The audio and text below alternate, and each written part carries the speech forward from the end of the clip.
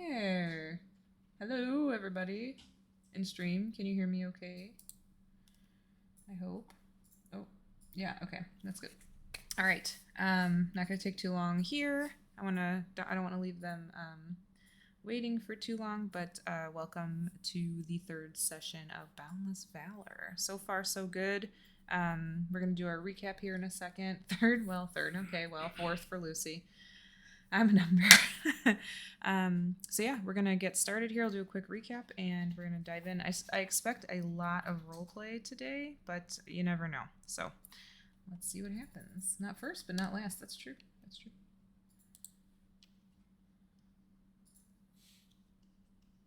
Okay, hooligans. I mean heroes. Are we ready? Yeah, same thing. Yeah, pretty damn close. All right. Let's go through a very quick recap from last time. I was just telling Xavier it's nice because they're nice and easy right now. All right, so Hey, can you do me a favor? Can you turn the music down just yeah, it's a little too loud. It is. It's even though it's calm, I can barely hear you. Yep. Thank you. Perfect. Oops. You can still hear it and it's not too loud? No, it's very, very on right now. Okay, perfect. All right. Okay, so last week, I have a note that says, kindly did not kill the kobolds outside of the cave. So the group walked up on two kobolds sitting outside of a very ominously shaped cave mouth. Initially thought, preparing to fight, and then we came up with an idea to instead distract the enemy and sneak past them, which was a very good idea and actually gave you the jump once you got into the ominous cave mouth. For those who missed last week, it was shaped like a skull, which is just what every adventurer wants to see. Once you got into the cave, you fought everything inside of it pretty flawlessly. Honestly, only one person took damage. We don't have to talk about what happened. Yeah, y'all did a great job working together, honestly. You took all of those guys out very quickly. In the center of the room was the item, the relic that you were there to gather, and Tempest grabbed onto it, at which point everybody felt a tug at your belly button. You got pulled forward, but it felt like you were falling, which was kind of odd. And when you landed, you were inside of a glass cage, a circular glass cage, surrounded by people in strange clothing with strange weapons. And there was one person inside of the cage with you, who introduced herself as Leilna Luco. And I will share her again here. Maybe. There we go. There she is. God, what's with you and these sexy NPCs? I hate it. God, she's gorgeous. No, you're an enemy. You're an enemy who must kill.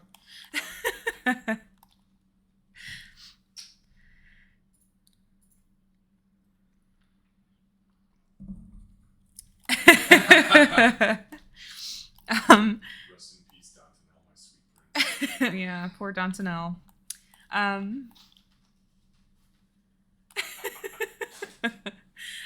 Yeah, so there were a bunch of SWAT members outside for, so we have a good explanation here. They had guns and all sorts of weapons trained on you all. Every time you moved, pretty much, they were so nervous that they would get ready to shoot. Leilna was clearly on your side and said some choice words to them. You found out that you have traveled 927 years into the future, as far as you know. You went from the year 1096 to the year 2023. There was a weird room that Leilna had everybody step into, and then it moved. She referred to it as an elevator. Took you up to the 33rd floor, which is her office. Pretty great view of the city. She did tell you that it is the tallest building, and it's pretty obvious when you look out that it is the tallest building that you're in. And it's actually, I know Tempest looked outside, but it would be hard not to see it. So here's what it looks like. Uh-oh, my picture disappeared. Hold on a second. You see nothing. It looks like... Where did it go? No, you're not starting the void. Give me a second. I don't know why it disappeared on me, but it's annoying. I was gonna say, where are we at here? There it is. Okay. There we go. All players. Changes. Holy shit! Wow. Ah. It's my version.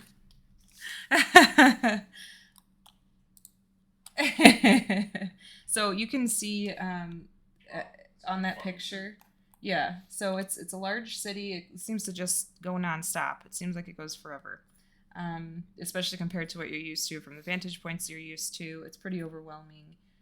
All of the trees have those lights on them, just as they are in the picture. Everything appears to be decorated, or maybe they just always have lit up trees.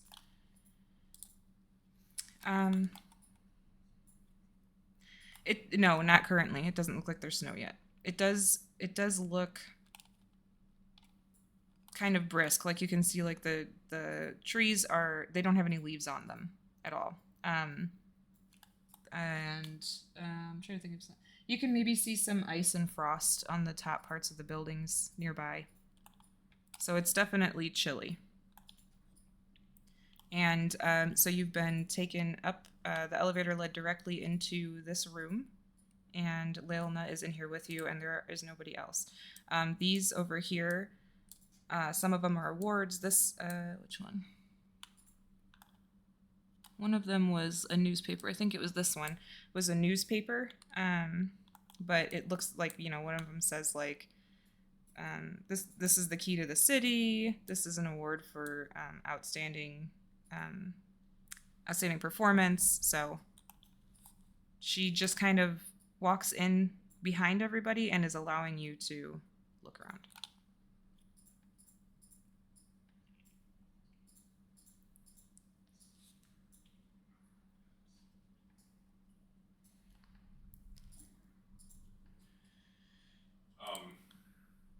Marcus would probably, seeing the glow coming from the windows, he'd walk kind of like up by the window, giving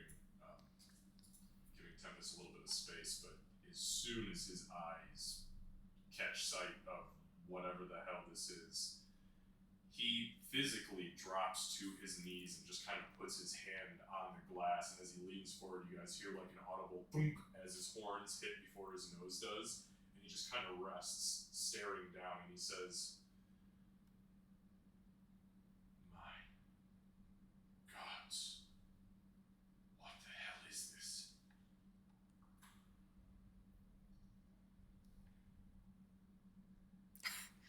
He kind of like looks to his left. Are those torches?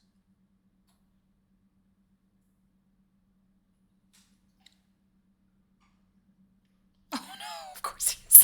Of Wow. course he is. Of course he is. Of course he is. Had a child, afraid of heights. That's fair. That's fair.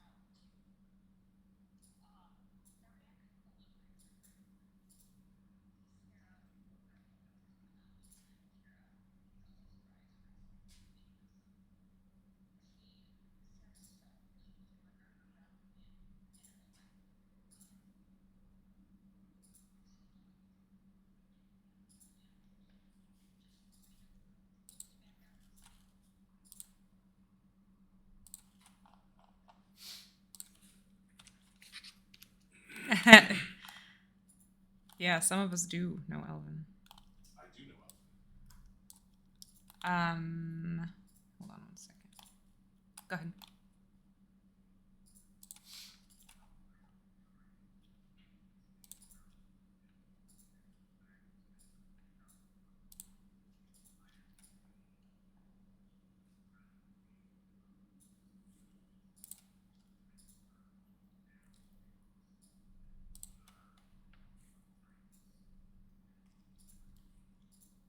Okay, Marcus, you can give a.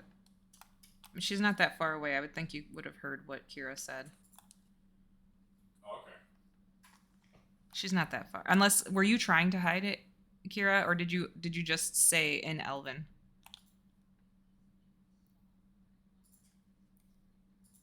Okay.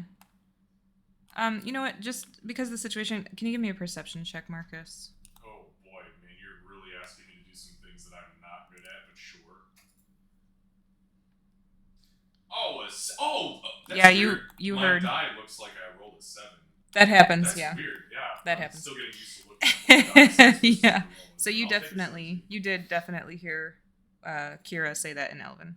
He takes a.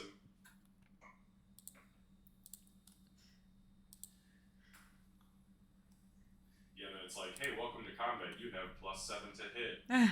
Or. Oh, okay. He just takes a mental note of what she said and kind of like sits back, like on his heels, and he turns around at this point and looks back at. I'm never gonna get her name right, by the way, because it's so weird. Leolna. Yeah, I'm just gonna call her Lel. Wow, wow, wow, wow, wow. That's her rat name, Lil Lel. Lil Lel. He's gonna turn around. He's gonna be like, "Excuse me." She'll. What? And he kind of like waves her over. The lights down there. I don't see any smoke rising from them. Are those torches or are those ever burning? Is that ever burning magic, or is that some sort of crystalline, like underdark crystalline item? Phosphorescent fungi? What are we seeing here? She.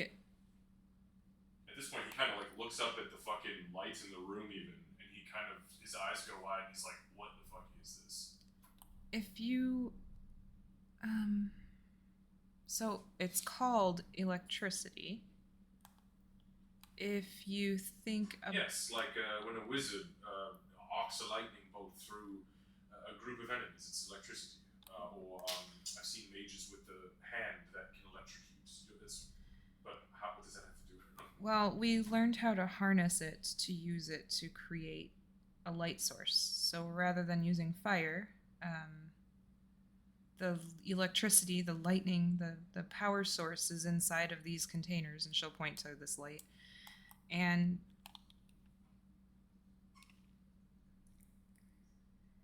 no, there were. Wizard farms? Oh boy. There were. So they're kind of like wizards. They're called scientists, and they. Does that word have any meaning? I mean, Yeah, if you guys want to do anybody who wants to see if that rings a bell, go ahead and do a history check.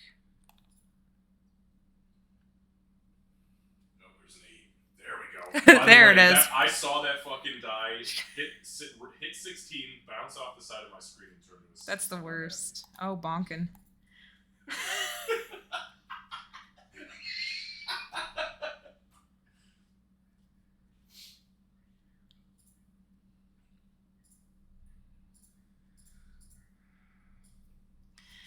So, Bonkin, when you hear the word scientist, it takes you back to I can't believe it's Bonkin. It takes you back to a conversation that you overheard.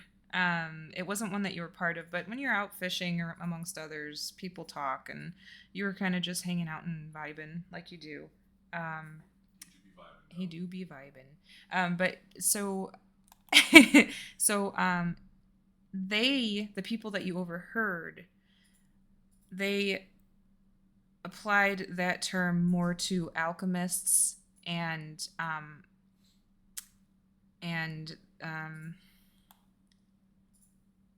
just people who tend to study, do research, and create. They were kind of just talking about. It was specifically alchemy, though, that they were aware of when it comes to the term scientist.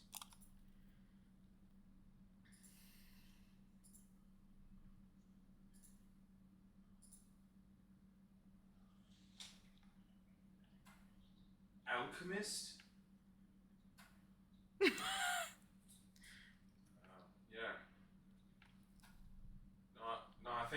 Illuminous better. We'll go with that for now. Kira, you absolutely thought that he was going to say something else. Yeah, you absolutely thought. And I mean, for you, you haven't heard that term applied, but from what she's explaining, you think it might be a little bit of what you do too.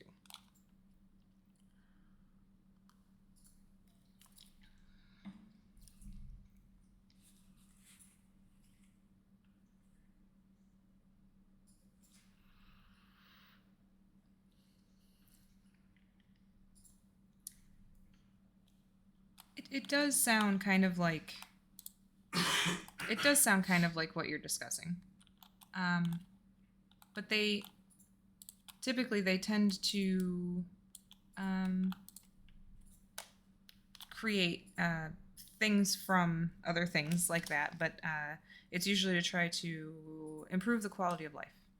So in this case, we don't have to do lanterns and we don't have to light candles. There's a switch, and she'll point.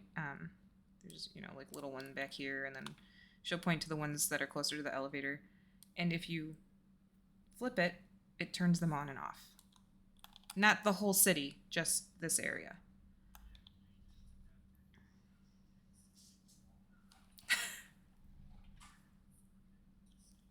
Okay, all the lights go off. Whoa! What in The lights from outside illuminate. It kind of like picks up the slack and illuminates from the outside in, making it even more magical and overwhelming. Um, No, that wasn't me this time, I swear. and if you do it again, the other direction, it'll turn them back on.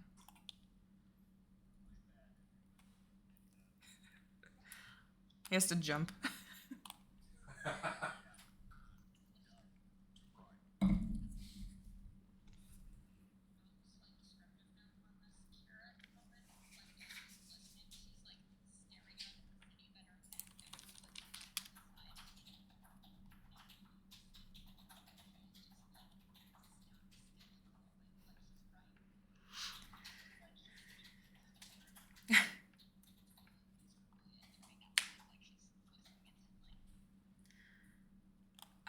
So that's electricity.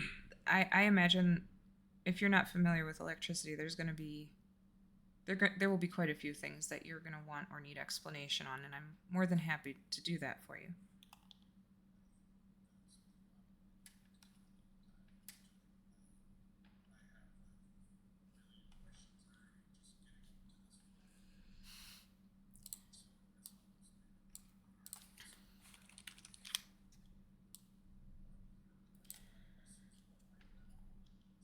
Well, Yes, and moreover, how did we get here? By we know what we were doing before we arrived. Also, where is the artifact? He kind of looks at Tempest. Did you actually pick it up?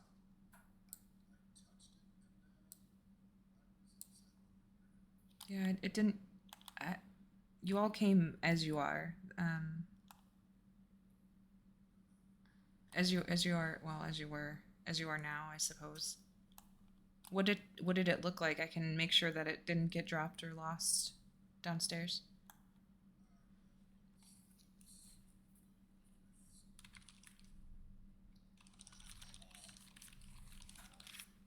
I think it was ticking. Wasn't it ticking? Was it ticking or yeah? There were Or it was ticking either, sounds from that direction. Yes. oh, okay. So it was either that or the creature with all those gears inside of it.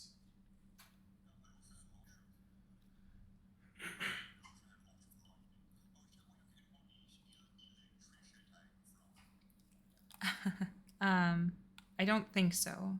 Uh, Here's what I'll say to answer your question. Um, we will do everything we can to try to get you back to where you came from. Our scientists will definitely have to figure out what's going on, where you came from. Um, You said that she is in Eldrin, right? yes. Okay.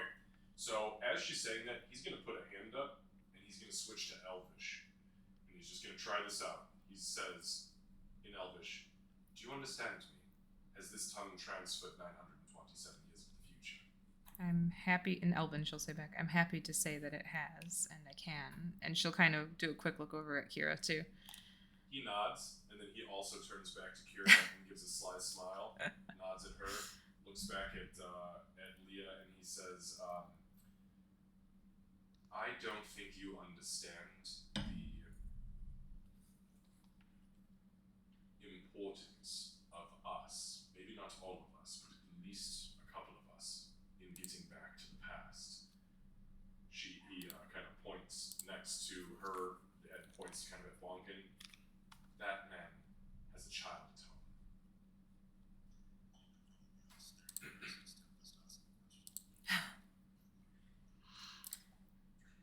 And he says, if I don't make it back, that might be my destiny, but I'm telling you right now, he is a family man. And I've only known him for about 12 hours, but from what I've learned, he really needs to be with his people. If not, I understand we're looking at about 46 generations that have passed since from where we were. If there's any way for us to possibly find and or trace his bloodline, to at least find out if his people are still in existence, I truly appreciate it. Oh, sure. We could, at the very least, we could start with that. What's your surname? She'll look at Bonkin.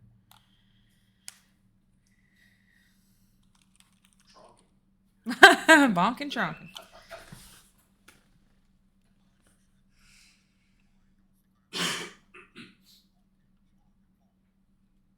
Okay. Well, we can start there. We have something called genetic testing. Ancestry. We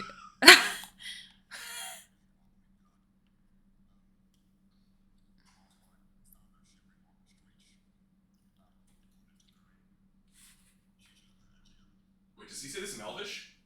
He speaks Elvish? He's saying, you're saying this in Common, right? Or are you saying it in Elvish? Common, okay. No, I did. Yeah, I did.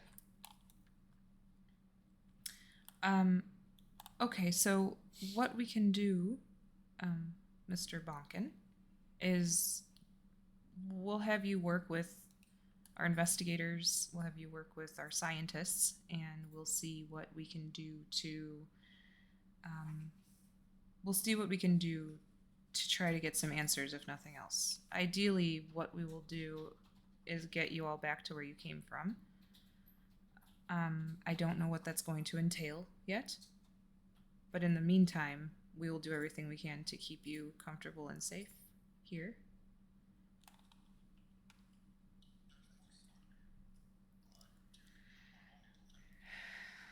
I can't give you that answer because I don't even know what we're dealing with. I don't know if you came from a different time, a different world, a different galaxy. There's a lot to figure out. Marcus, he puts his finger up again really quick, and he's in Elvish. He says, "Just so you know, elaborate concepts often go clear over his head. But allow me just a moment." And he switches back to Common, and he says, "Master Bonkin, I want you to know that although I have not known you for very long, I do intend to utilize the full extent of my knowledge and capability to get you back to where you belong, because this place is definitely not it. However, with Mistress Leia, I'm never going to get your name right. It's terrible. It's so hard to pronounce. But with our host, If it's easier, you can just call me Commander. I don't answer to you, and I mean no offense. That's but fine. I apologize for the brashness, but I don't answer to you, so you do not comment. And then he says, Master Bonkin, with the time that we have here, perhaps we should make the best of it and leave our worries in the hands of the professionals of the present day. So maybe if we can assist in anything that our hostess needs in the time being, we can kind of get ourselves into the groove of situating ourselves here. He looks around and says, "Actually, that kind of goes for everybody. If you're all right with it, I can't teleport us back." And he looks down at Aegis. Wait a minute. Can you teleport?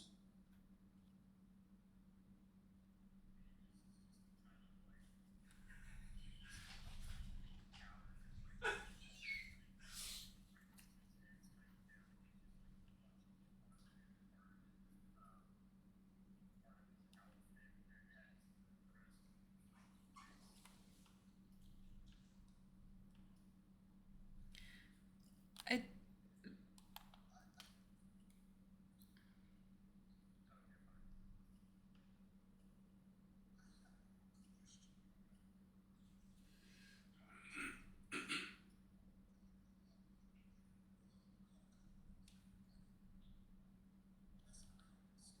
you were the Did only those one. little shits slip by? No, they didn't. It was just your group.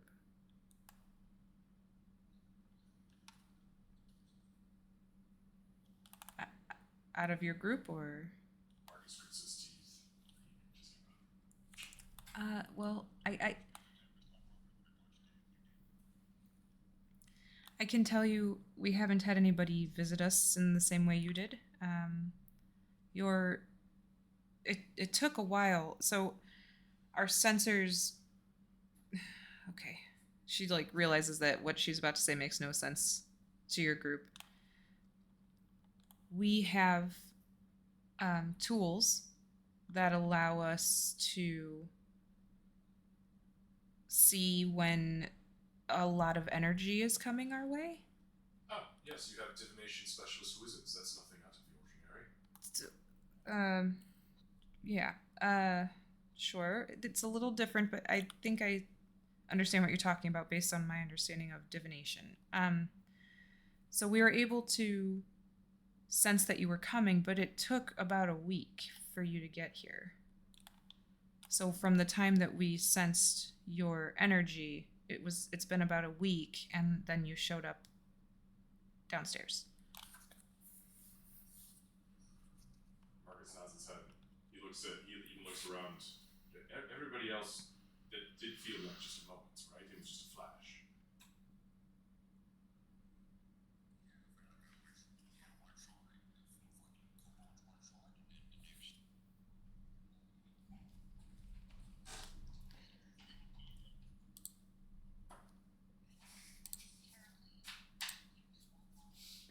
And think about it. There's a reason.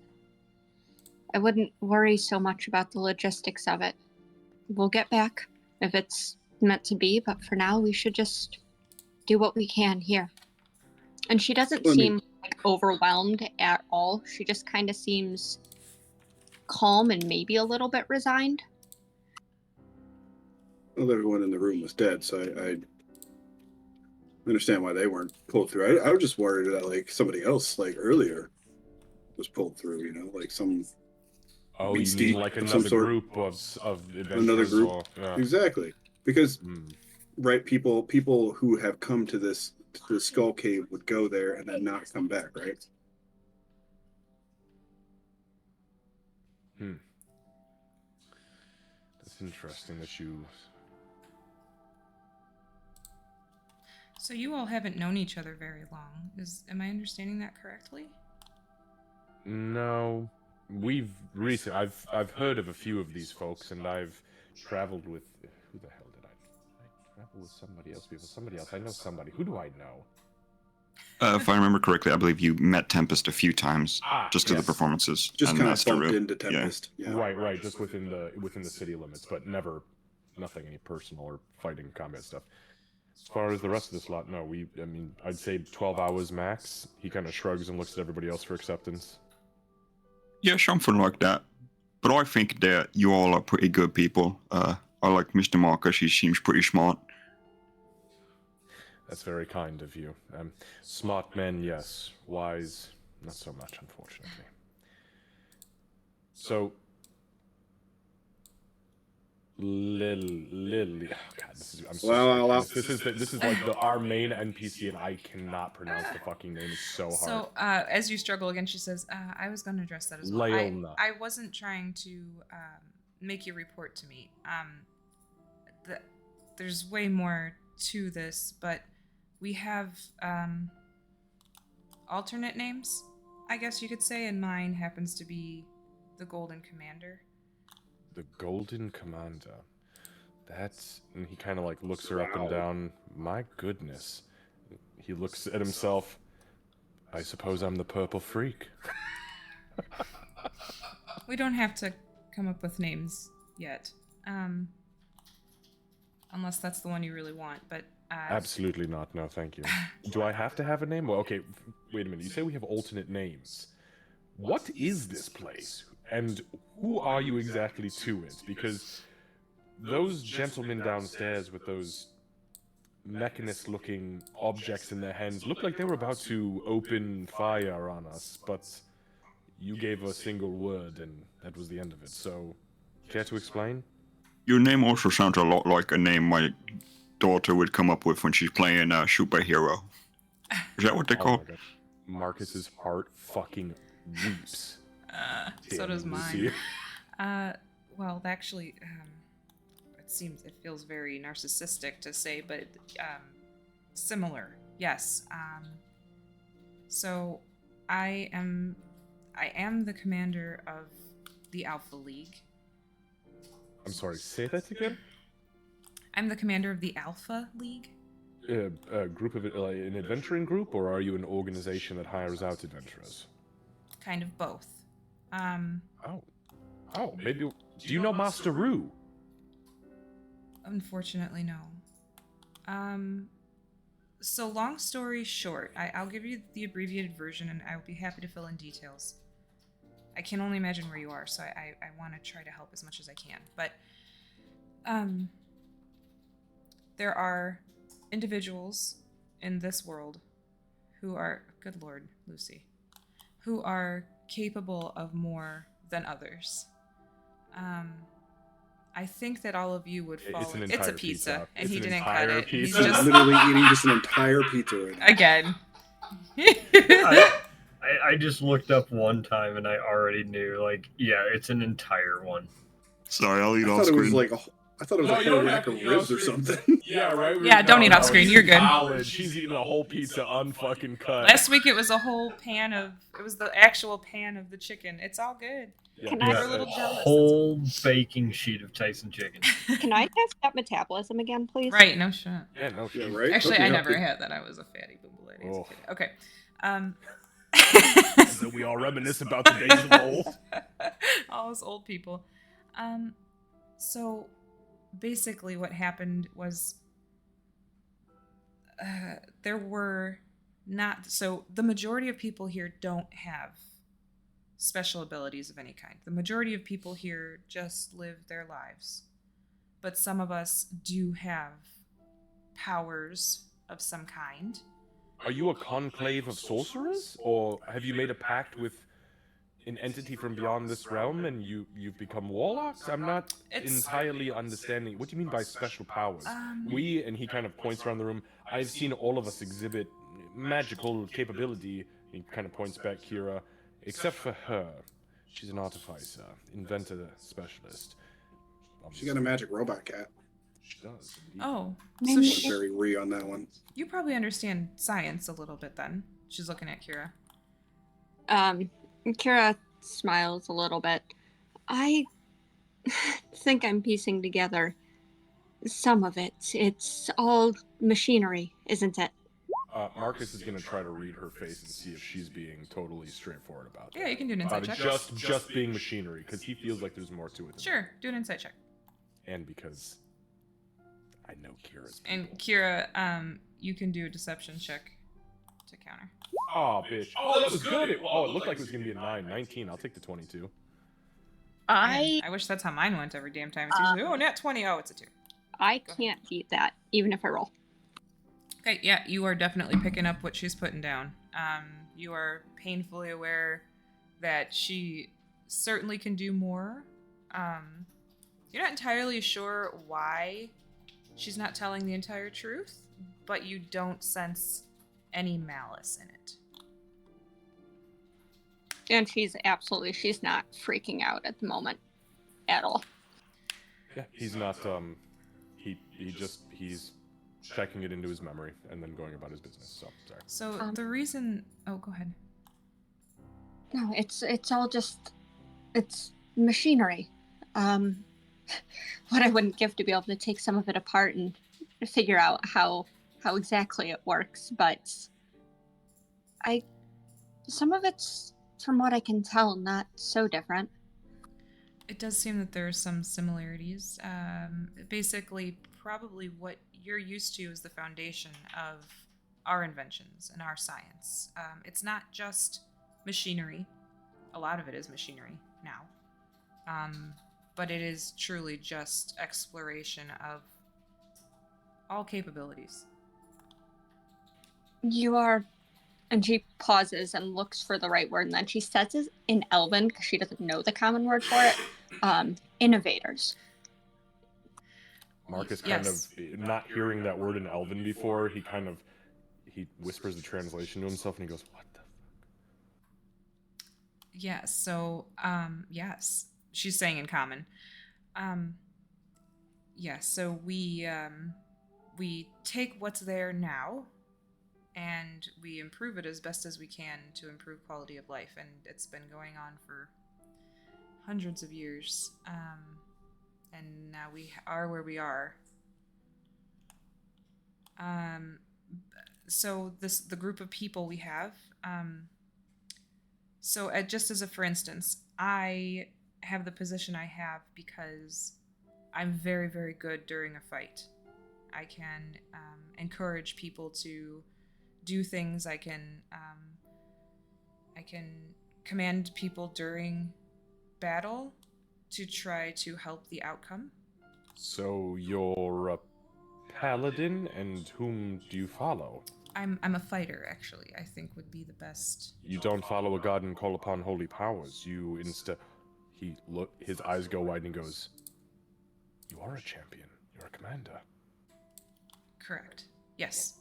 Are your abilities supernatural? It seems that way. That's something, as silly as it sounds, the origin of the powers hasn't been a main focus of ours because others have, over time, discovered they also have powers and have chosen not to use them for good. Try it on me. Encourage me. Make me feel something. Impart your will upon me. And you see him now get really focused as the psychic energy starts to bubble in him. She kind of looks around. Is everybody going to be okay with that? Don't hurt me. I mean, I'm what are you asking gonna do? to encourage me. No, don't hurt me. Bolster me. Yeah, don't blast us through the window over here. We're just Oh, I That's wouldn't. You pretty can good. throw something at me if you want. I can show No, off my capability if you're interested. But I didn't want to alarm anybody. You just have been through quite a bit. I mean, you're just going to say some nice words. That's encouragement, right? Yeah. Yeah. Why would we get mad? yeah, that doesn't sound scary. Okay. Marcus's heart is beating like 1,000,000 miles a minute. He's anticipating. He's trying to figure out: is she a sorcerer? Is she a wizard? Is there going to be an incantation? Is she actually a paladin? Is she about to invoke a god or touch a holy symbol of some sort? He's like, "What are you doing?" Or are you So- just going to be a bard and do that sweet, sweet fiddle? Hey, what's so bad Or about being a boss? bagpipes. No, I love. Hey, what's wrong with bards. being a Those bard? bonuses are great. So she. Speaking of bonuses, how long does aid last? Oh, I'm sure that's. That's 8 hours. Yeah. Yeah. I'm sure that's still. You're good because it's not been for you guys. Did we actually? Oh, I was just gonna say. Yeah, did it we did- actually- it's not been a week Okay, for you so guys. It was not a week. Not for we you didn't. guys. She's like, oh, by the way, you're all starving and dying of thirst, so drink now or we end the campaign. Right. So she I will was wondering use. why I could see my ribs. You're so hungry.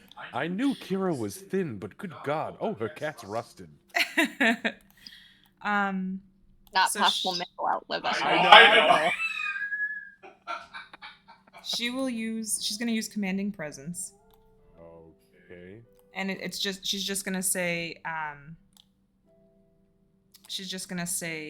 move 5 feet to your right. Or take a step to your right, she'll say. Because it makes more sense. And then Is that just command? Like we need to Mhm. save against that, or is that just it's just so she's just to give you guys an idea, because you know D&D, she is a battle master. Oh. That's exactly what I was thinking. The Mhm. moment you Yeah. said That it. caught me off guard. So it's literally she just has a way about her When speech. she speaks, it's like she's speaking directly into your ear, not in a creepy, like, hot whispery way, but just in like well, I've seen her portrait. I mean, that wouldn't be Hot so whisper in bad. my yeah, me, Tempest, and her. Let's go.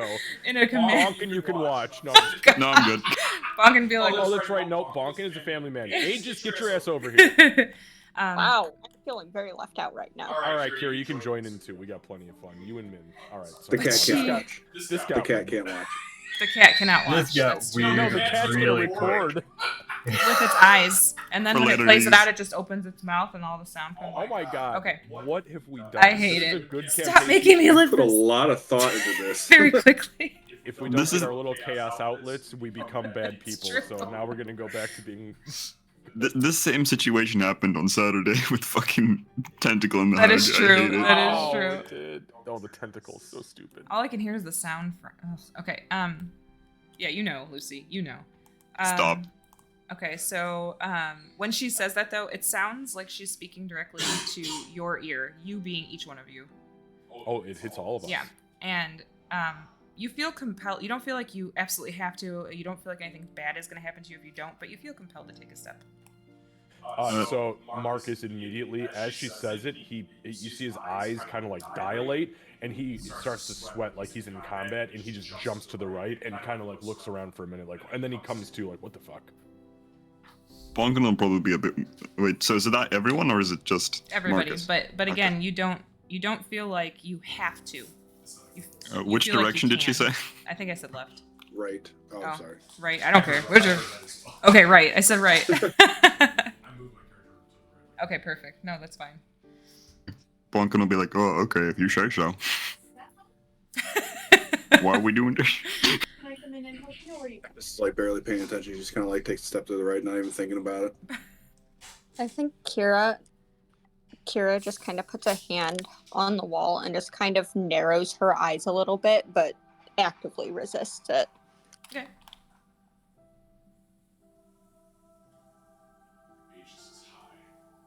Yeah, he is. Oh, so that's a neat trick. Okay. So, All right.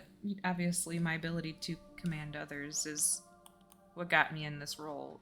That, amongst other things. I mean, do you often have to use these abilities? You said there's other people who have these kind of abilities and decide to use them for bad things. Unfortunately, yes. There are. Whoops. I think I deleted Bonkin. Yeah, you did. Hold on. That was by accident. I was trying to type. You didn't like him Did anymore? not or realize what? you can do that. Actually, hold on. I'll just copy him over. I didn't even second, hit delete or backspace. It just disappeared. Bonkin's a sorcerer, confirmed. He's Done back. and done. Hey, there he is. Either a sorcerer or a warlock, one of the two. Yeah. Sneaky. Bonk is just like, fuck this shit, I'm out. His patron is Donatella. Dantonelle. Yes. Peace be with you, my brother. Old Donnie. Donnie Darko, yeah. Yeah, so she kind of just stands in. So there are, unfortunately, plenty of people who use their powers, sometimes for just looting and stealing things, sometimes they do it to hurt others. We exist to fight back against that. We don't agree with using your powers for anything other than to improve the quality of life. Marcus laughs and he looks literally around at everybody again and he goes, that literally sounds like our struggle on the prime material in our day. I don't think there's much different here than there is there except for this technological advancement. Many people I've met in my day, whether they pulled their magic from the divines, arcane, nature, I've met good and evil in every footstep. So you are a collective then, an organization, the Alpha League, I believe you said? Correct. Alpha League is what we're called. There are different branches, I guess you could call it, but we are the main. He kind of looks around again. Well, we're here for a reason, and your people, your organization, has some tie to the same artifact that Master Rue sent us to collect after our age of disillusionment. And obviously, we're here for a purpose. So, I am happy to do what I must to ensure that our friends here can at least return to the time. But in the meantime, what do you need from me? What do you need from us, if the others are okay with that? Yeah, I'm fine with it. I just have a really quick question. Another really quick question. Sorry. The age of disillusionment, did that show up in your history books, or has that ever happened again? Is that like a normal thing? That's a very good question. What if you don't? So obviously, I'm not familiar, but it doesn't mean it's not in the history books. What was the age of disillusionment? We It was like lost- this time where all the magic-y and fancy stuff just disappeared. Made it really difficult to fish and get money. Nobody could use magic for 4 years. Made a lot of things shut down. The problem was nobody could innately use magic during that time, but magic items and artifacts still retained their power, so they became very scarce, very hoarded. And when magic began to flow back into the world, we're still not sure why it disappeared, we were all... Actually, that's what our group was sent to do, was to recover an artifact for Master Rue, and that was going to help begin to reincorporate magic back into civilized society.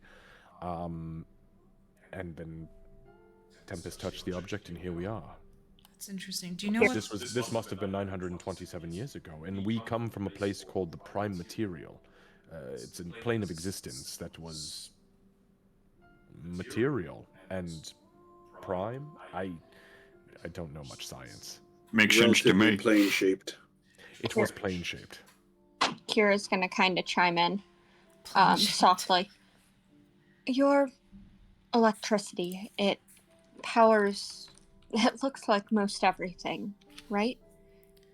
If that just stopped being, if it, that which you, and she looks out the window behind her, that which you relied on so much just ceased to be, it would kind of stop everything. That's what happened. That was our age of disillusionment. Wow, that's really good. Everything that was relied on so much, the magics or powers or whatever you want to call it, just ceased to be. All right, you made me say "wow" out loud, so take an inspiration. That was really, you called on your class really, really well on that. Thank yeah, you. That sounds exactly like what it would be like if we lost electricity. For some of us, those who don't have powers, I feel would hurt a little bit more. But just to kind of tie it back into what we're discussing, at that point we would jump into action to figure out what happened and fix it. That's what we do. Candace, just a quick question for later use. Do we have a map of like our area? I feel like would Rue have given us one before we left? The home area? Yeah. Yeah. Didn't we get that? Oh, I have a copy of that. Map of Astaria. No, yeah. I was just wondering, do we have like a physical copy with us? Yeah. Oh, Yeah. oh, I gotcha. Yeah, each of you, anybody who goes on those would have a map. Yep. Oh, okay, I'm gonna add that to my inventory if you're cool with Sure, that. yeah, please do. Yeah, same. So I remember. Or was it one map per group, or everybody got? No, everybody, because the groups could be random, so each individual person would have been given one with at least their first mission, and then, Tempest, if you lost yours, not to call you out, but, if you lost yours, then Aru would give That's you fair. another one.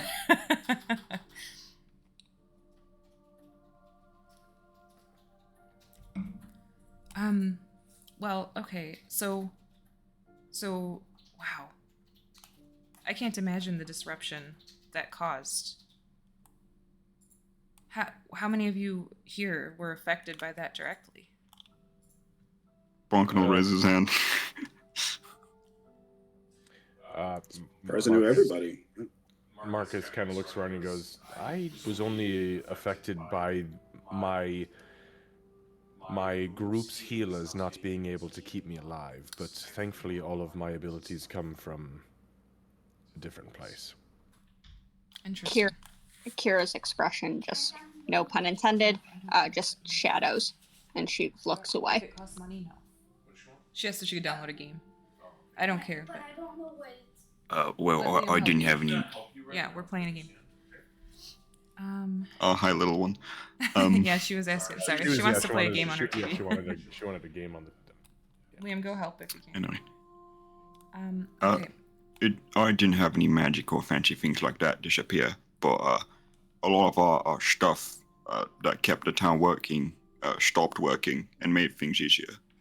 Kind of caused a lot of trouble, and as such, I lost my job and couldn't renew me fishing license. Oh, I'm sorry to hear that. If we can, we'll help with that too. Why not? Fishing license here is like $15, so. What's a dollar? What did you just say? You say doll hair? No, I think you said dollar. Like, you know, What breathing. currency did you use? I know. Gold. I got it. Gold coin. Yeah, Champions will like, pull I out never- this coin. Aiden Oh. will go ahead and pull out a little gold coin. Oh wow. Okay. So that's used here too. You use gold, silver, copper? Tell me, for fuck's sake, that you haven't picked up Electrum. Oh, that all got turned into ammo. It's fine. Oh, did you turn to ammunition? There was What do you mean? there was no You value. turned them into arrowheads? Crossbow bolts, sling stones, blow dart, bullets? Rocks. shots, Are you- rock. What's that? Bonkers. Yeah, for the catapults, I'm sure. Super brief DM question. I would have seen firearms, right? They were just rudimentary. Can you say that again? What was what? Sorry. DM question. I would have seen firearms, correct? Yes, They you just absolutely would have. Yeah. So when Okay. she says bullets, you know exactly what she's talking about. So she's going to speak up again to try and explain, having shaken off the momentary shadow. Have you, looking at the group, have you seen pistols? The ones that use small explosions to propel a stone, a metal stone Oh. at speed. It's I've seen Yeah. cannons and like big muskets. Yes, Yeah. Bonkin will shake his head. smaller. Ages will kind of shake his head at cannon. I feel like the past sent me a translator. Thank you. Yes, so exactly what she was describing, but kind of smaller, more sleek now. I remember what it looked like. Is that what they all had downstairs? Oh, yeah, some of them did have them. And she'll actually kind of like tap her hip, and I actually did a thing for you guys. Hold on. Ooh, I like things. I like things. Things are nice. What did I tell you? Current huh? situation, not so much. So she's got that on her hip. She's the worst in the world. Right. Cyberpunk 2077, my ass, that is a fucking plasma gun straight from Halo. Absolutely. I see the Halo one too. Like, damn. Sure. Yeah, that is They have without a 4 doubt a barrels? plasma Nice. pistol, and I love it. Yep. I like to also think it's from Dead Space, where it just kind of separates out and fires a fucking saw. Yeah. Yeah. Kira's going to interrupt, like, before this gun discussion goes down the rabbit hole that she desperately wants to explore. Have we introduced ourselves? We know who you are, but have we? And she kind of looks around the others, almost a little like guilty. Oh, at that worries. notion. His eyes go wide. He gets, of course, Kira. We talked as soon as we met with Master Ru. All of us. That's Tempest. That's Bonkin, and that's Aegis. Bonkin's gonna come to like a realization of like, oh shit, not shit. I shouldn't swear. Oh, sorry. Yes, that's very rude of me. He's gonna literally walk up, like, grab her hand, and go, "Hi, I'm Bonkin. Nice to meet you. I'm good at punching stuff, and I'm a really good fisherman. That's about it. I also have a daughter, which you know about right now. Hopefully I'll get to see her again. That's me." He's gonna take a step back. Okay, and on that, she sends you guys back because I can't take it anymore.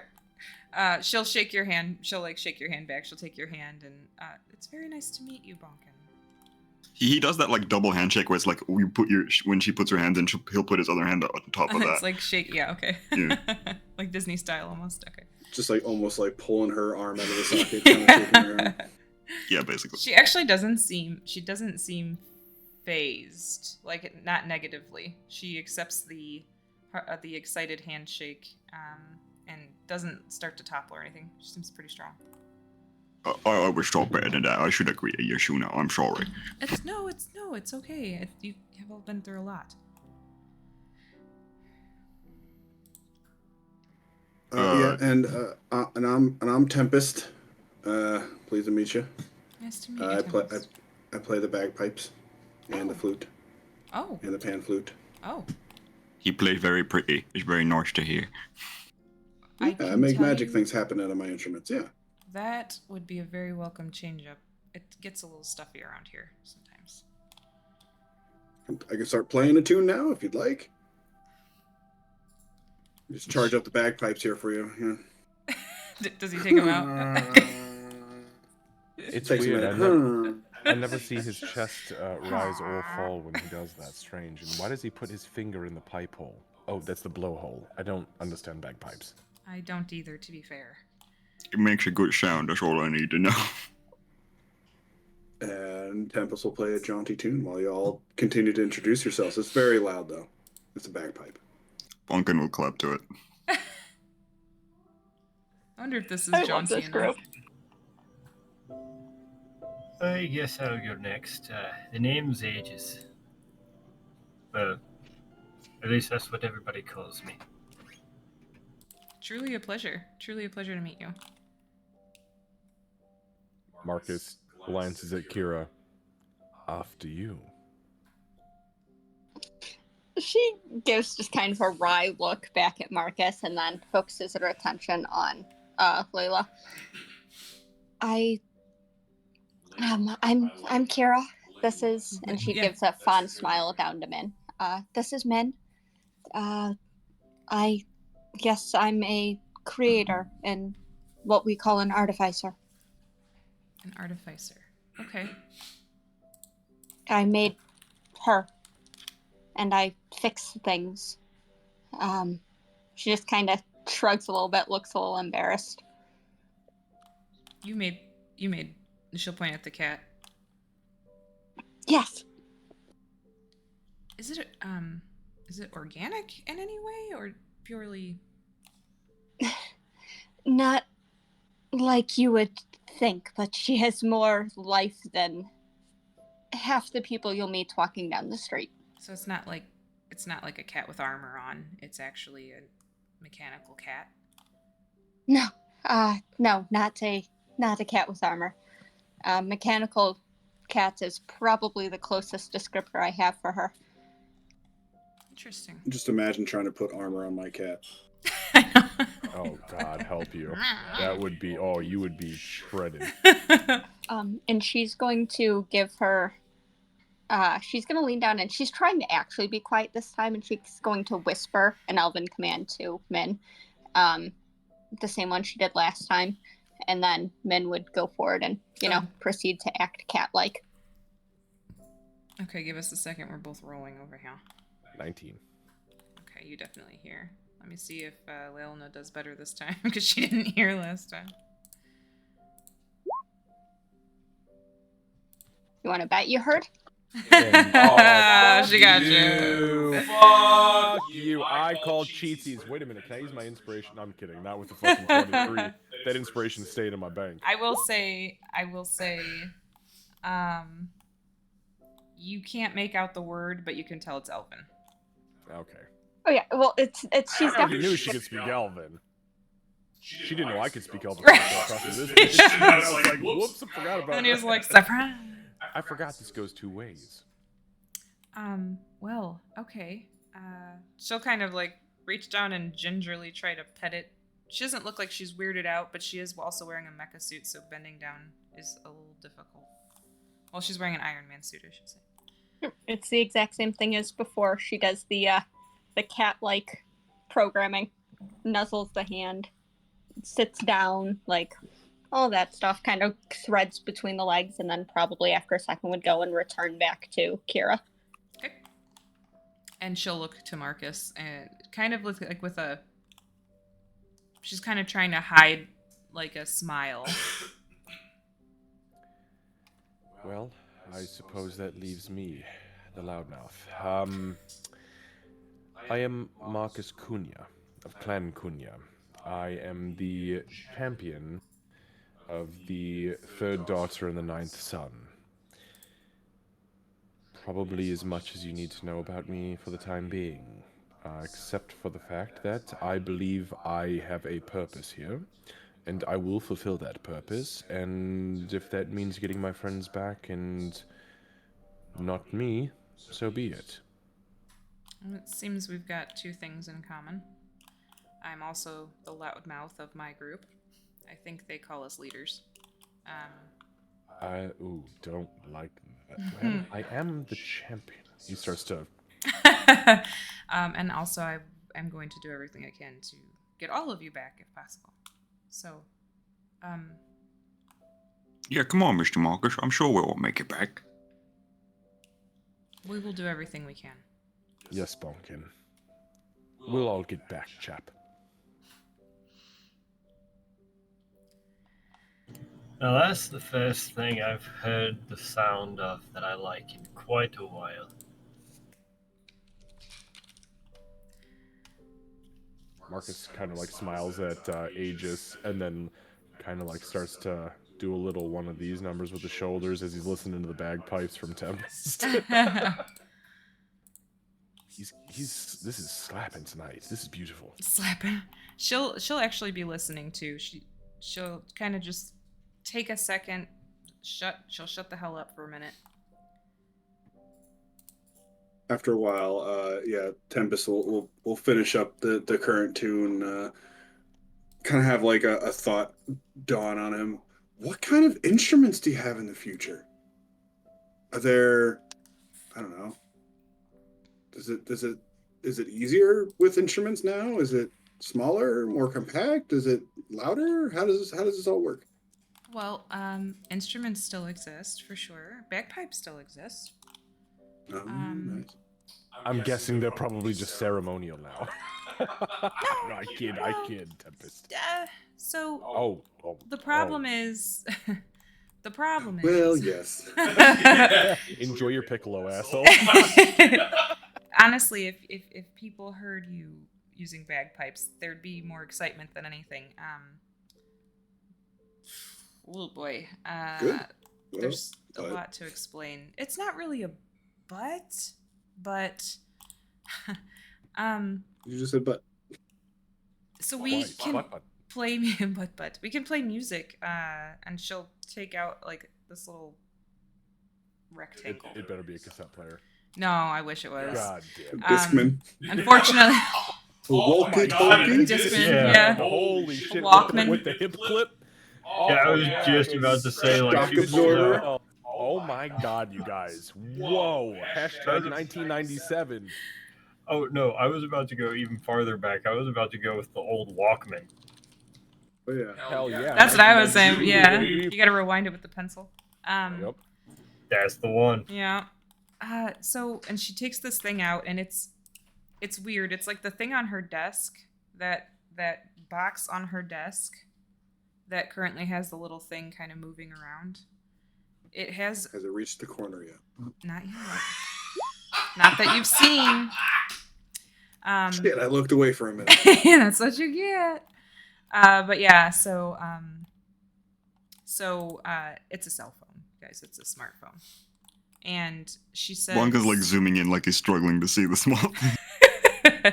and she says, So we can play music from this, but it's not the same. People actually pay a lot of money to see live music on the regular. Well, okay. That's something. So that's kind of good news, right? I guess you can make a lot of money there, Mr. Tempest. That's a good thing. Okay. Yeah, I mean that's how I made some side money when, on the when I got into this business. So fantastic. Okay, great. How does this little rectangle work? Does it expand? Does it grow? What does it do? It's a bit small. So It could get bigger. Remember, there are wizards in the walls. Oh yeah, no, I've seen Oh, magic yeah. happen. Right, Yeah, I've seen right. it. Wizards in the walls. So she she will unlock it and turn it. Is it and face recognition or is it? It's her fingerprint on the Oh, side, okay. yeah. And she'll say, so it actually it kind of connects you to the world. What's her Spotify playlist? It's Come on. bagpipes That's when you only. really- That's what it. That's when you really know what a person is like. Oh. That's so fucking true. It's all podcasts. No, I'm just kidding. So she Feel like it would. but she so she kind of looks at it and looks at you guys and she goes, oh, this might be a little too much for your first day here. If you think about K-pop, death metal, what are we talking here? Clearly, he's got Metallica. She'll play classical music. When she'll choose a classical song. She'll let's see, she'll do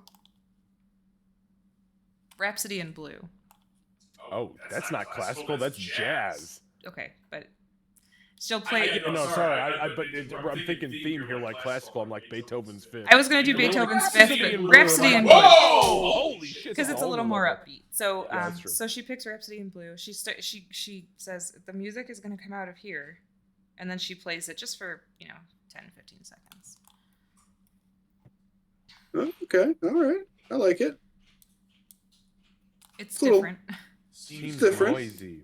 Yeah, it's a lot going on. Yeah. It's a bit too much for my taste, but I guess I am a bit old. Well, we're all 297 years older than we were 12 hours ago, so. Jeez, I feel like no offense, and he's gonna point to Kira, but I feel like one of the elves, and he's gonna point to like all the elves there. I don't normally live that long. So I'm trying to think. There's a lot to know. There's a lot to tell you, and there are so many questions you can ask. What else can I answer right now? Well, if it's not too much, I might be able to help a little bit if it's help finding me family, I guess. And he's gonna take out his map and like put it down. This is our home, and he's gonna point towards Swan Cross on the map, like next to Oh, okay. Oh, okay. next to New Haven. Yeah, like Marcus gets visibly excited and goes, "Oh yes, Astaria. My goodness, there's so many wonderful things. Is this currently what the Prime Material looks like?" And this one right here is me home. It's gonna point towards Swan Cross, if that helps. My goodness, you were so close to New Haven that whole time? Yeah, I knew. How far have you been out? Have you ever even visited Ambershire or Winmere? No, I don't really have the money to travel a lot. I normally just walk to New Haven to sell me fish. Marcus's heart breaks again. I know, Again, this stop is so doing terrible. to me. At the mention of Ambershire, Aegis will just kind of look up at Marcus and kind of give him a little nod. Marcus, he's going to actually kind of like take that as a mental note, and he's going to say, just in kind of passing here, "Are you from Ambershire? Your people?" That's where the Flames Embrace started. It's where we started it. He smiles really big and says, "Wonderful. Well, let's focus on getting you home then, to reignite that old torch 927 years ago." It may be 900 something years later. At the end of the day, Soon the light will shine no matter the time. He smiles and kind of looks back up at Layla. We're calling her Layla now. Her name's 'cause Layla now. Cat said it, so we're doing it. Okay. So, for whatever it's worth, that's familiar. It sounds like we at least have one god in common still. Wait, what? That is quite a good thing to hear. That was to Aegis. She would have looked at Aegis and said that. Oh. Okay, so I imagine I'm trying to think of what I can do. Are you hungry? Are you I feel like at that point, Bonkin's stomach will growl. like, No, are it would you? not, because we all just had a good berry. I know, you guys all had That's good true. berries. No, I didn't have a good berry. That's true. That is He- true. Yeah, he handed Oh it off. no, that's right. Yeah. I feel good. Okay. I mean, I'm not hungry, but I guess I'm peckish. You're peckish. Okay. And she walks. She's at her desk. She kind of reaches over. There's a phone there. She grabs it, dials a little number on there, and says, "Just bring up snacks." And then you can hear like a, and she hangs up. I may not understand that, but Do you have people living in your device? Oh no. If you think about Is it fairies? I heard they're very small. yes, pixies, nixies, grigs, sprites. The sending stone. I read think about 'em in a yes, book. think about a Oh sending yeah, stone. like a sending stone. It's like yeah. that, yes. Oh yeah, okay, I get it. It's like that. And he'll lean over to Mr. Mark, and he'll like go to Marcus and be like, I don't know what a sending stone is. Marcus, he kind of puts his hand on Bonkin's shoulder and he whispers, he says, it's just a way for two people who have wizardry in their blood to talk to each other through a rock. Oh, that's very fancy. This is a very fancy stone, Mr. Marcus. It's extremely fancy, and I imagine it's much more fancy here in the future. Weird, though. Marcus looks back over and he says, interesting you wasted your once-a-day sending stone on snacks. He kind of looks out the window. Well, I suppose it's night. It'll recharge tomorrow, right? Is that how it works? Do things recharge here? Do your magical items recharge here? Well, I mean, everything has to recharge, don't it? It's a continuous effect, which I suppose. And she starts like going on like a little. She starts talking to the group and then kind of trails off, where she's clearly talking to herself, running like arty calculations about how continuous magic can. She's running code. Yeah, in her head. Everybody, give me an insight check on Layla. Oh. Bonkin's just gonna walk up and I'm like actually wave. good at that. She's going. Holy shit, 17. 19. Oh, God. And I damn, roll a Tempest. fucking. Oh no! I actually have a +4 with proficiency Holy and shit, insight, and I Bonkin. roll a 3. Oh man. Bonking with the wind all the I time. was My gonna God. say, we expected it on a Tempest, but Bonkin, what the fuck? I don't know. The Yeah, dice just like me tonight. So Bonkin, Marcus, and Tempest. Sorry, Kira and Aegis. Got distracted by code. The only two smart people in the fucking party over here. So you pick up on she pauses for a second, and it looks almost like she doesn't know what the fuck to say. Like she's at a loss, but you can tell she's clearly trying to maintain her composure. And you get the sense it's because she wants to make sure everybody here is comfortable. So it isn't a sending stone, but it's similar to one. This uses our current. She looks over toward Bonkin. Current inventions. She's looking at Bonkin to see if he understands. Okay. Bonkin's currently in front of Kira, just waving his hand while she doesn't respond, going on a rant. Inventions. Okay, he's busy. allow for communication, but you have to know the right code. And she waits to see if that makes sense to anybody. So everybody's given a secret code that they need to communicate to each other. Interesting. Yeah, so it's like when a wizard puts, or a sorcerer, or a warlock of the divine puts an arcane lock on a door, but they allow somebody to gain access to it. But before they do so, said person must have said code, and it allows them to pass freely through it. And Like those a who do key. not have lock and key. she looks like she just had a revelation while you guys were talking about that. We bring things from the past. She nods slowly, and then like it picks up a little, and she's like, "Yeah, that's exactly. It's so, yeah, that's exactly what it is, but for communication, strictly for communication." Interesting. So, Master Layla, what exactly is it that you would need from us then? Well, your people work on the back end to get us home, or at least some of us home.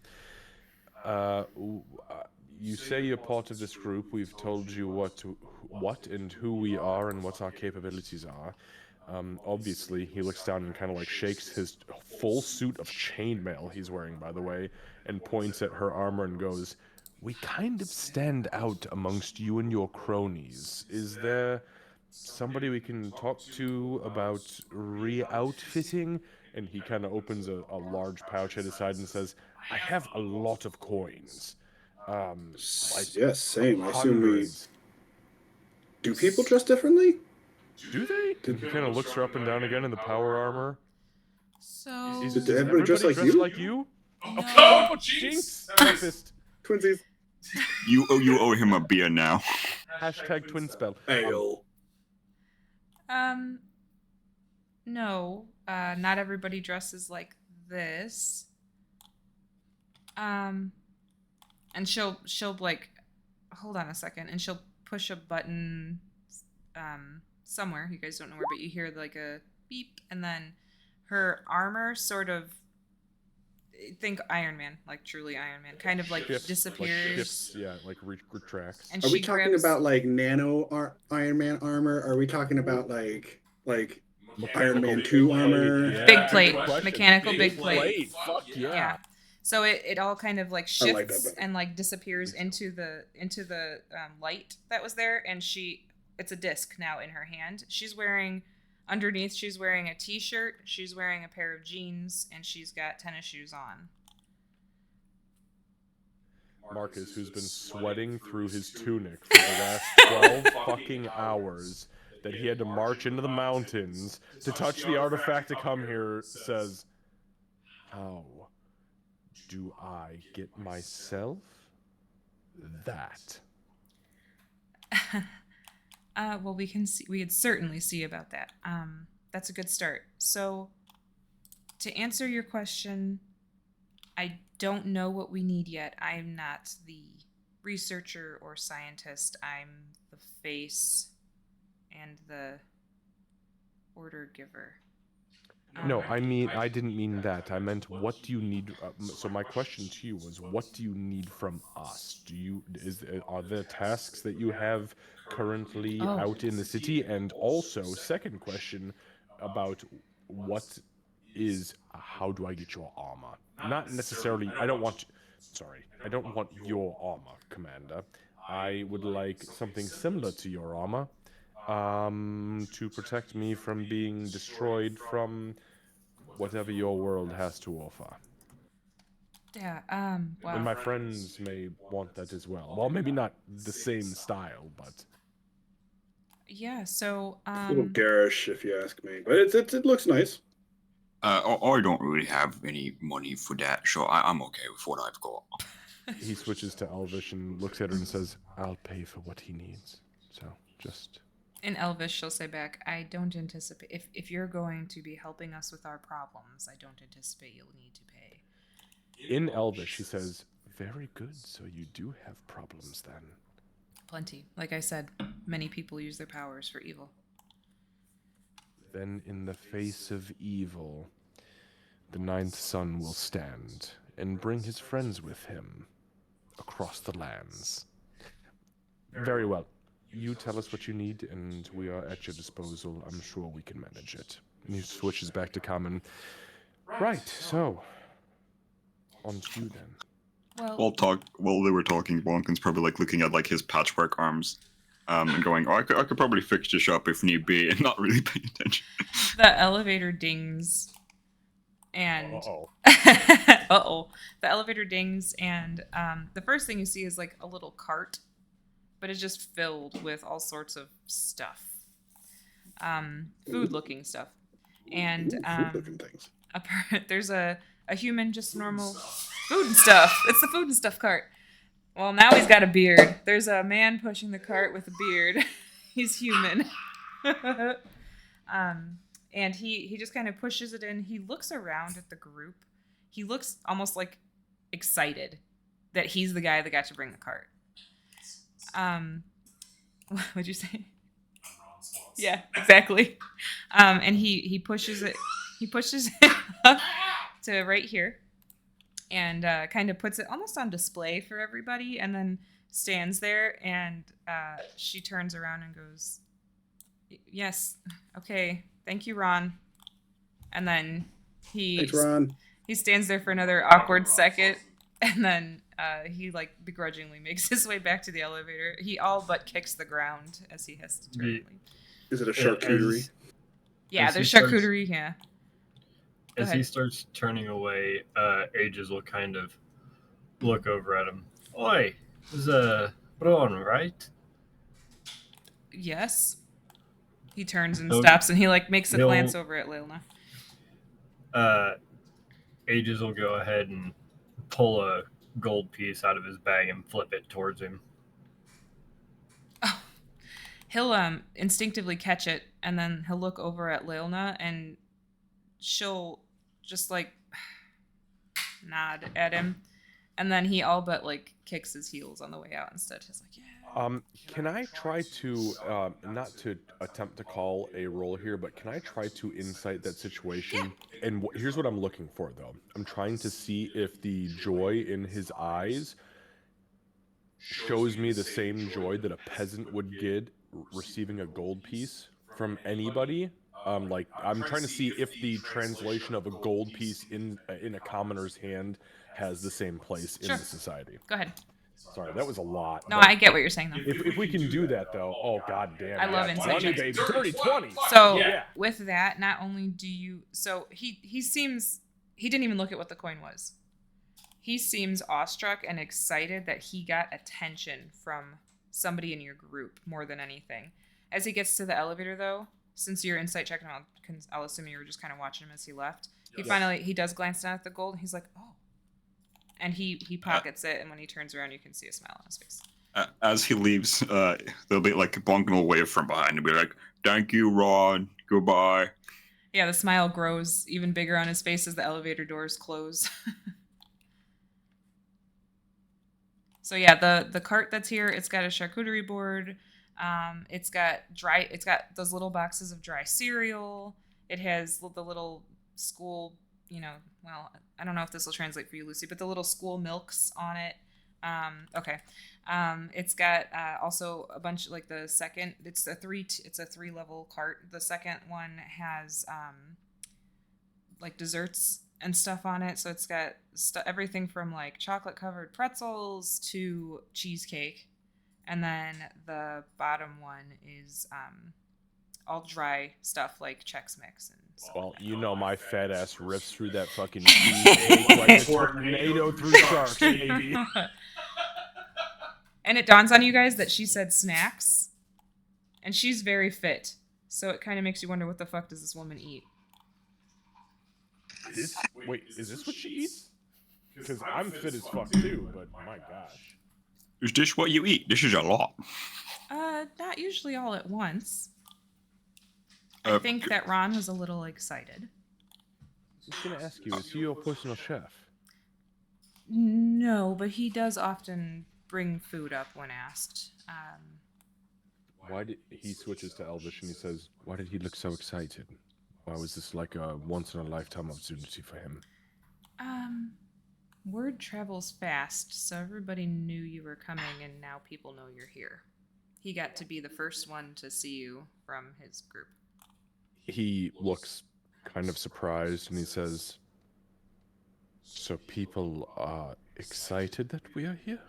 And not ready to murder us like the lot downstairs that had those pistols, I believe you said, aimed at our skulls."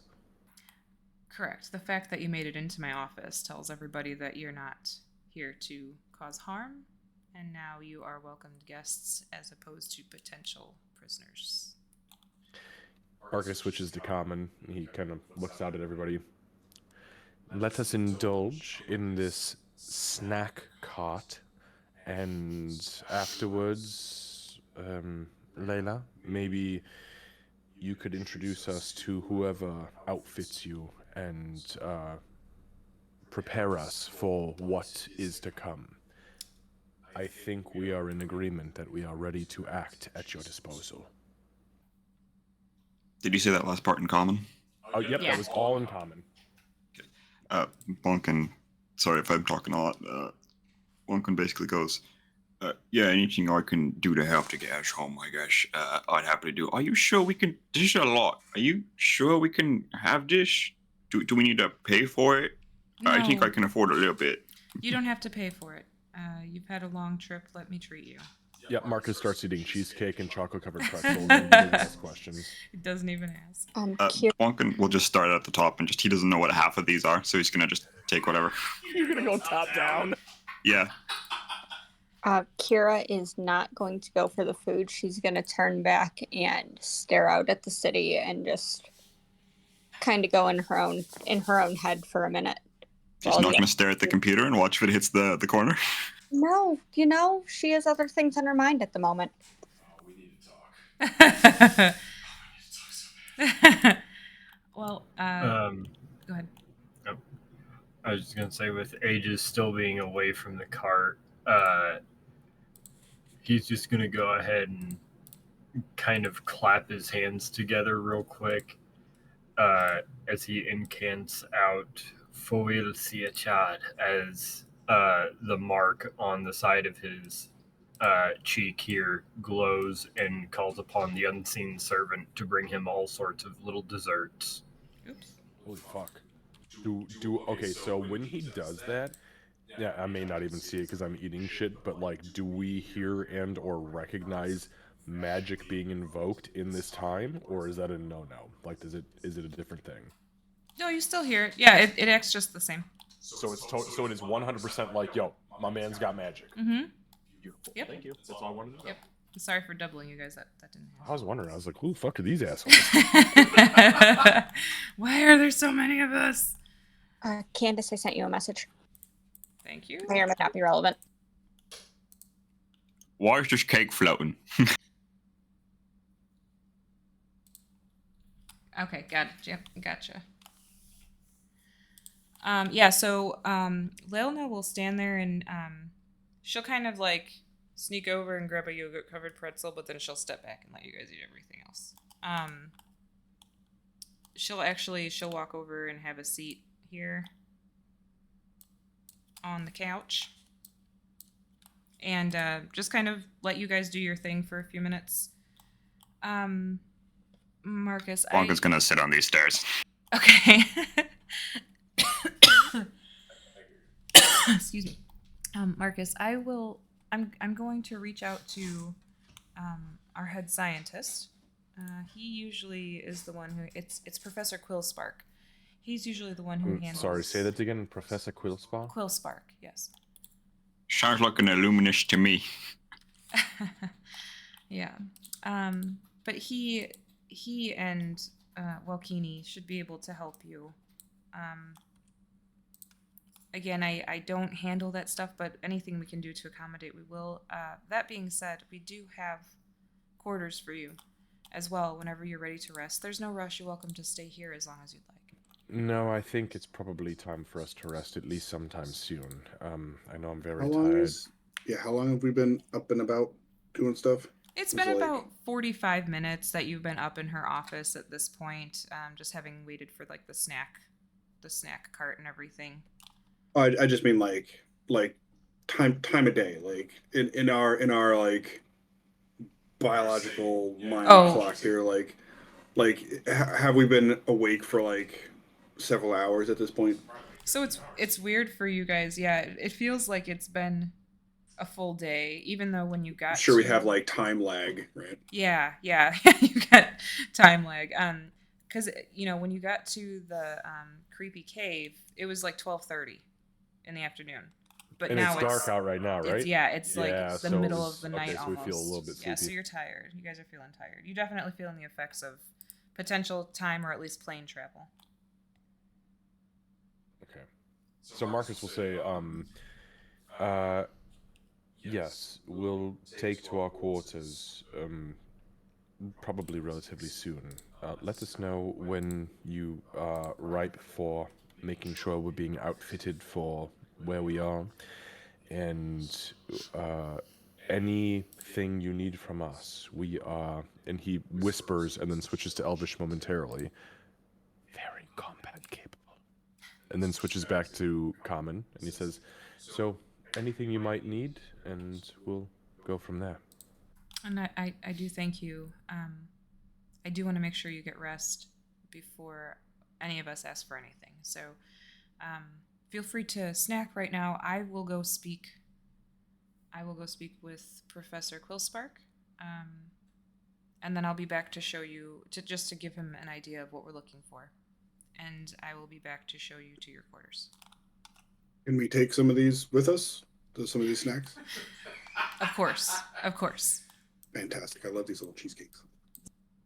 She pushes the button. Marcus puts his hands up, but not like shut your mouth. It was like kind of like he's just been doing it instinctively, and he says very quickly, in this day and age, do the common races exist on this plane of existence? Humans, elves, half-elves, dwarves, halflings, gnomes, drow, Eladrin, obviously, Azamar, tiefling, dragons, orc, genasi, half-orcs, giants, fire giants, hags, devils, demons. Do you see them on this plane? I think I'm a bugbear, but I'm not too sure about that. It might be orangutan, according to Mr. Mark. Well, no, I just mentioned he looked like an orangutan, but yes, he is a bugbear, but yes, I did call him an orangutan. Yes. Everything. Fae, fairies, creatures of elementals exist, mephits. Fuck me. Merfolk. I have not encountered merfolk or swagan, but I will be honest, I don't. Are they written into your history? Yes. I don't go into the water much, but yes, they are in our history. Marcus glances around the room. Can you imagine a swagan with a rifle? Absolutely like tenses, like even though our backs to the party, like as Marcus is going down the list, there's definite like her spine stiffens a little bit as she's the good news is that typically firearms don't work underwater. Well, thank goodness. So I can't imagine that, nor do I desire to. Well, regardless, dragons are terrifying, as are goblins, orcs, kobolds, and advance them 297 years, and my heart is beating out of my chest. I'm going to keep eating this cheesecake. Yeah, if you need more, let me know. She like pushed the button, but because you're on the 33rd floor and frickin' Ron just left not long ago, she like has to awkwardly wait for the elevator to come back. She's like, and then it goes ding. Who's about to? I think there's something wrong with your moving floor. No, it just takes time. The kitchens are on the 3rd floor. She's gonna turn around at that. Does your what could you call it? Your elevator. It functions on a system of pulleys? Pulleys, yes. Pulleys and your electricity to provide the energy to move it without a person having to. And she just kind of trails and nods and turns back. Yeah, Marcus shoots a very suspicious fucking glance at Kira for a moment. Aegis is doing the same thing now. He's very curious. She turns around back to the window before she sees any of the suspicious looks. And there's also some safety mechanisms in place. She'll step on kind of backwards. She's facing you guys and steps on the elevator backwards.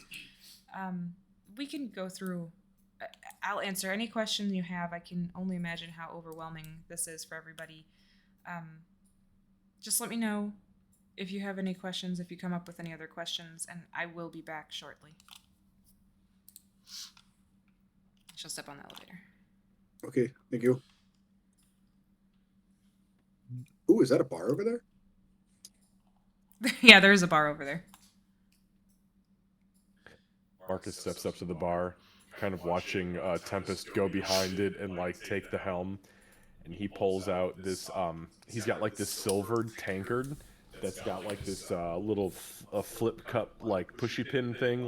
He pushes down on it and the whole top goes boom, and, it's like a German Stein almost, and he kind of hands it out, sets it on the counter and goes, "Well, welcome to the future, I suppose. Fill me up, Captain." Let's see if we have any of the old vintages around here. Well, if there's none of the old stuff, and Aegis will go ahead and pull out a rather red-looking water skin, very, very well stained and filled with wine.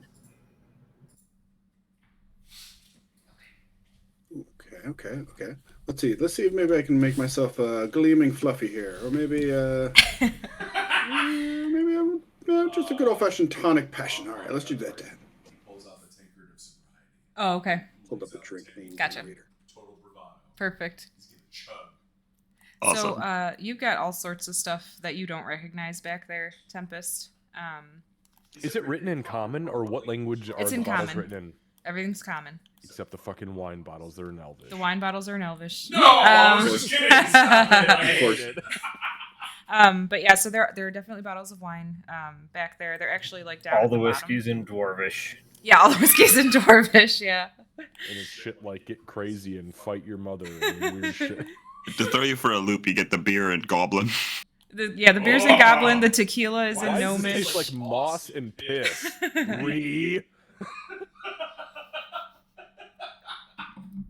Ree's family actually started a big beer manufacturing ring now in the future. Oh, I hate it so much. I was Yeah, about to there's- say that's it. We're just going to become brewers and distillers. That's this whole campaign. Fuck yeah. We've turned this into a business venture campaign. Hey, you know what? I've got it. Let's do it. There's a mini No, I fridge wanna go over home. here, but you wouldn't know what that is, but you can see that there are lots of bottles on the shelves atop it. Fireball? Back here. No, seriously. Are you guys investigating? Why don't you guys do an investigation? Yeah. Okay. I'll fucking roll investigation. I'm curious. I'm not going to drink anything I don't know what the fuck it is. Well, that's not Let's true. say Aegis. Oh, no. Oh my god. In You already his drank some. investigation is kind of pulling the top off and just smelling it a little bit, kind of doing more of the chef type thing. What smells good? What would work well with something else? Marcus, what languages do you speak? I'm going to tell you off screen because I don't Yeah, want people that's to hear. fine. Hold on. I'm shit. Somehow did better than me.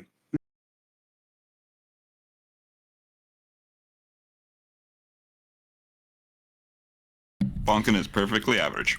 Okay. Yes, he is. Okay, so Tempest, you are so overwhelmed by the number of bottles and the fact that they're backlit so beautifully that you're kind of just taken away by the bar itself.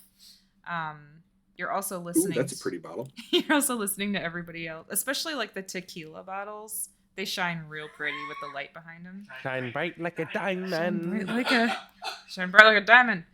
That was on our playlist. Don't lie, it was on It was on our playlist. It's next to Girls. Girls by, I think it's Beyonce. Then Marcus, as you're scanning, you do actually see, like, you can't read it, but you see all different languages on some of these bottles. You specifically notice there's one that's recognizable, and you're pretty sure you know exactly what it is, and it's like right here behind Tempest. What is it? You think you recognize it as Firebelly. I couldn't not, sorry. Okay. I'm stealing something. Firebelly is Xavier's original, No, everybody. Oh, Huh? I see you're doing it. Yeah. We can't hear you. Okay. Just make sure you're doing it right. Yeah, so Firebelly is one of Xavier's original from his multi-campaigns from his world. It's actually the only alcohol I ever created by myself. It is, yeah. Everything after that was taken from other. But I snagged it from him because it's a fucking classic. So. Yeah, it's dirty. It's like dirty cinnamon whiskey. And I'm pretty sure Brees has sold enough of it Oh, that I'm so allowed Fireball. to use it, right? Yeah. It's like Fireball, but double the Yeah. amount of alcohol. It's like, and its explosiveness, if you ignite it, is bad business. Yeah. Actually volatile. It's bad. Yeah, no, it'll kill your dwarves who drink that shit and get hooked on it. They're dead in 10 years. So it's actually stored in it's in a keg, like a tiny keg that's the same size as the bottles on this wall. Why, you fucking love it.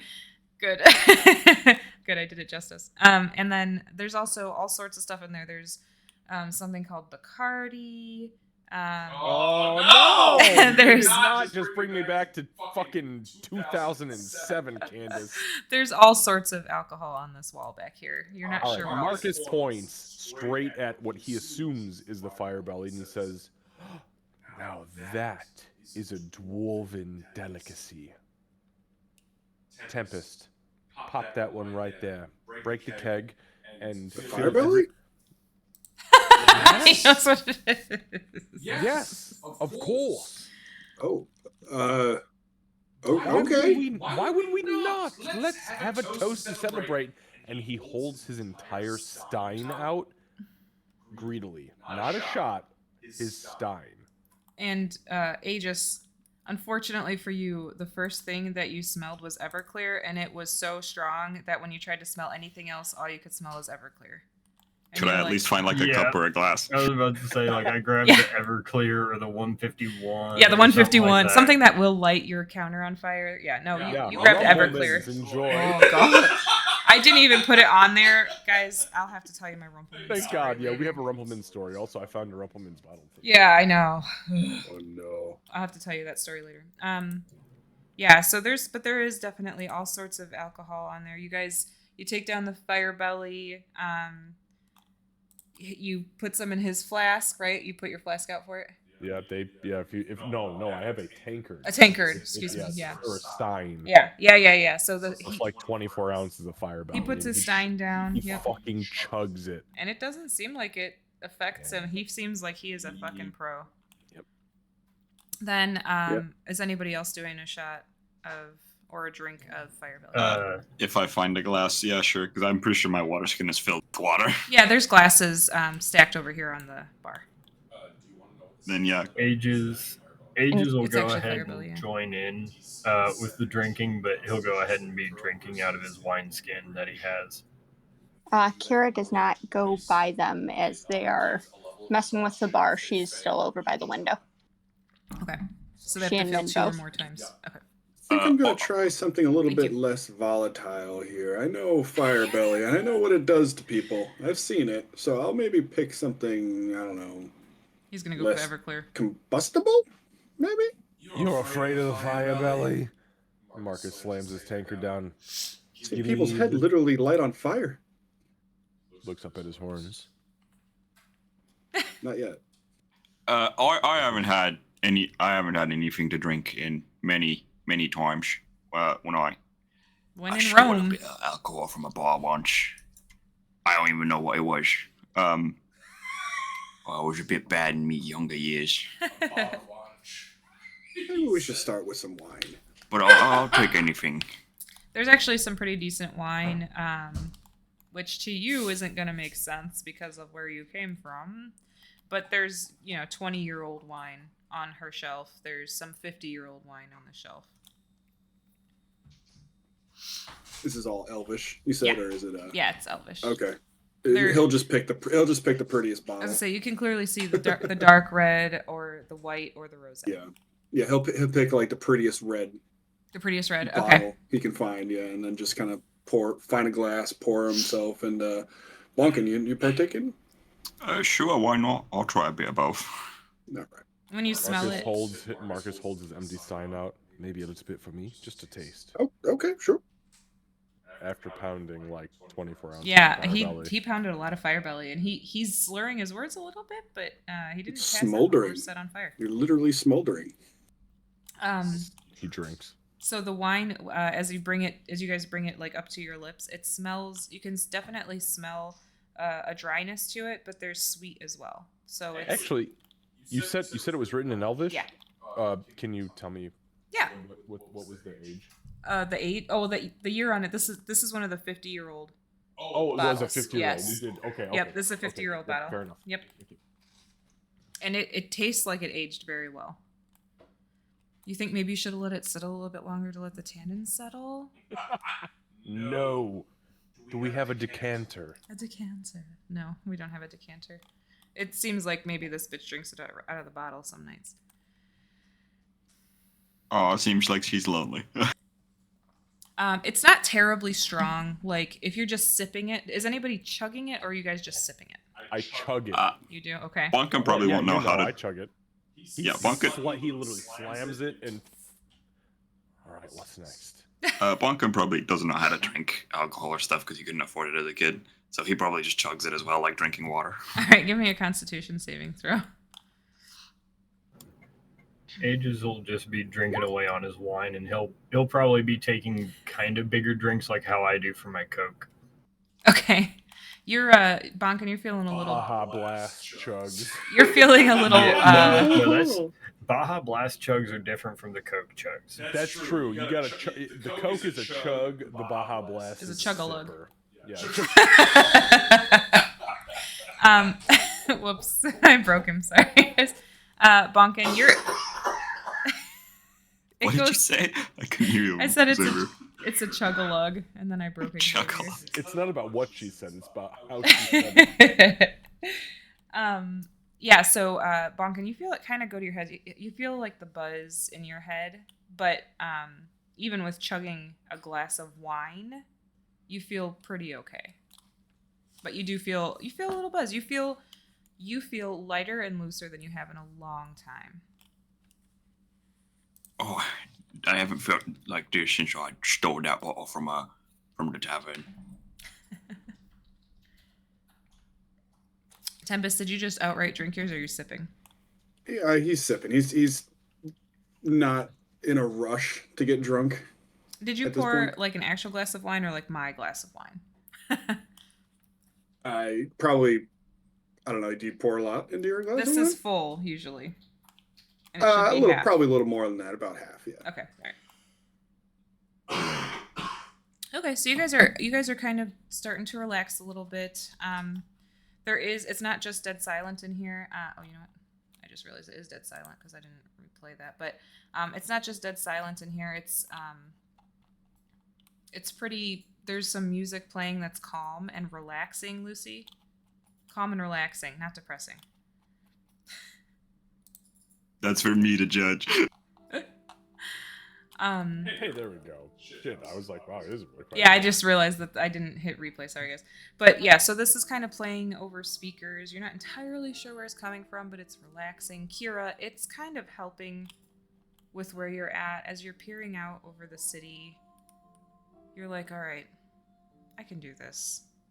You feel a sense of peace, especially with seeing the abundance of technology that you're surrounded by right now. You're like, Curiosity starts to win. yeah, even if I never leave here, there's so much to learn. Yep, it's round 2. No biggie. Yeah. Yeah. She's gonna just kind of stay over there with with Min, and she's absently, one hand is absently petting this metallic beast. As she's looking out, just listening to the party and to the generic sounds of the room. Min nuzzles into it, and it's almost like she can kind of sense your tension, so she'll sit a little closer than she usually would. Best programming ever.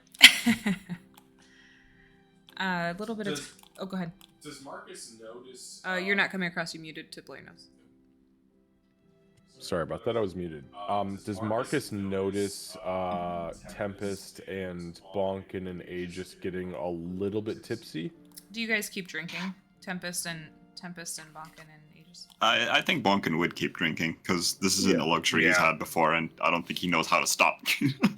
Yeah, Tempest would have, probably he'd be maybe on like 2, maybe 3 glasses after a while.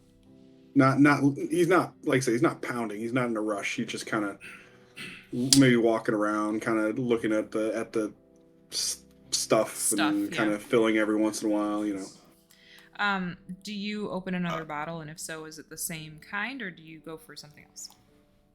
Yeah, if that bottle gets tapped, then I'll probably open a similar or another red. Okay. Another red. Yeah. Long story short, Aegis wineskin has about 1 bottle worth of wine.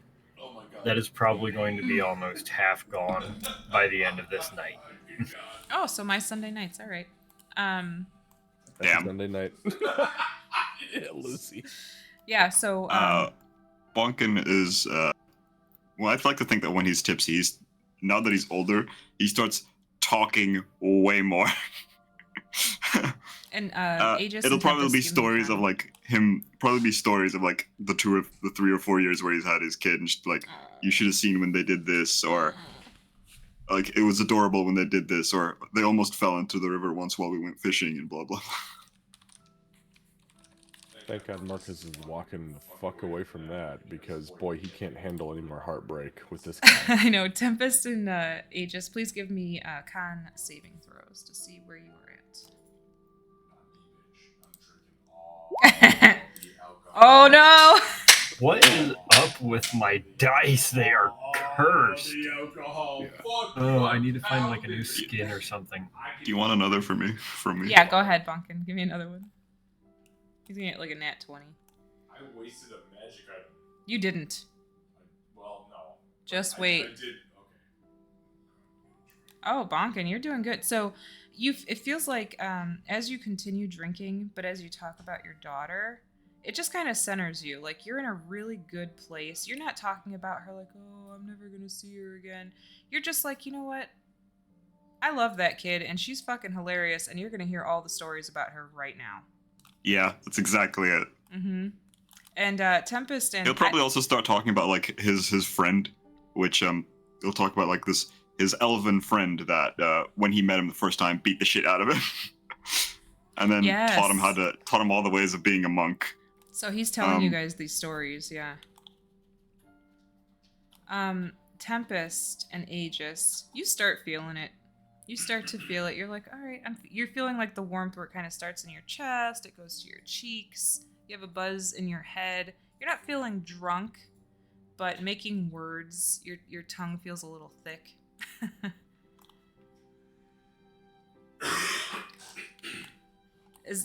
For the sake of brevity, is there anything else that you guys want to do, or are you just kind of hanging out? No, yeah, absolutely. Yeah, I got something. Okay. So I have moved my token up to Kira and Min. So after he pounds an entire stein of Fire Belly and a half a stein of wine and has absolutely zero effect from it, he walks up behind Kira and he kind of sits down behind her. He doesn't touch her or make his presence known until he actually speaks, and he says, this is 100% in Elven. He says,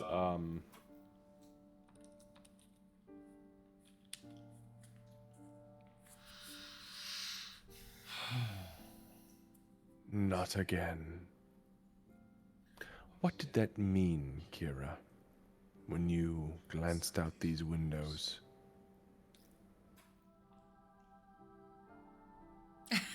Look at her face. She responds in Elven She's pissed. without looking back.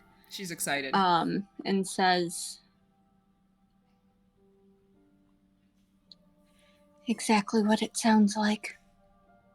All this is new and yet so familiar.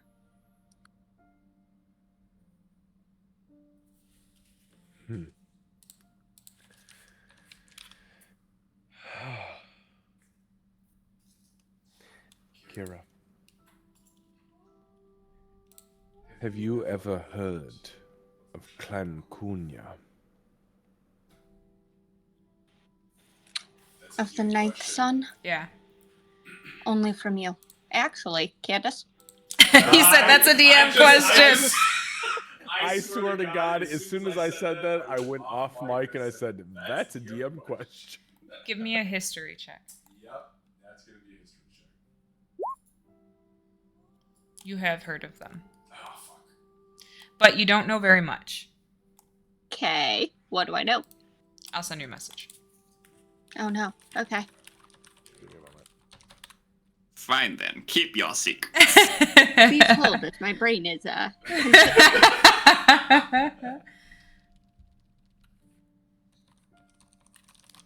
am hearing the Jeopardy music mentally. Yeah, I was about to say, this is that moment where your brain is having to research because that 10% or whatever of the brain is not active at that moment. Yeah, sorry, Min hits the brain cell right now, so it's gonna take a second.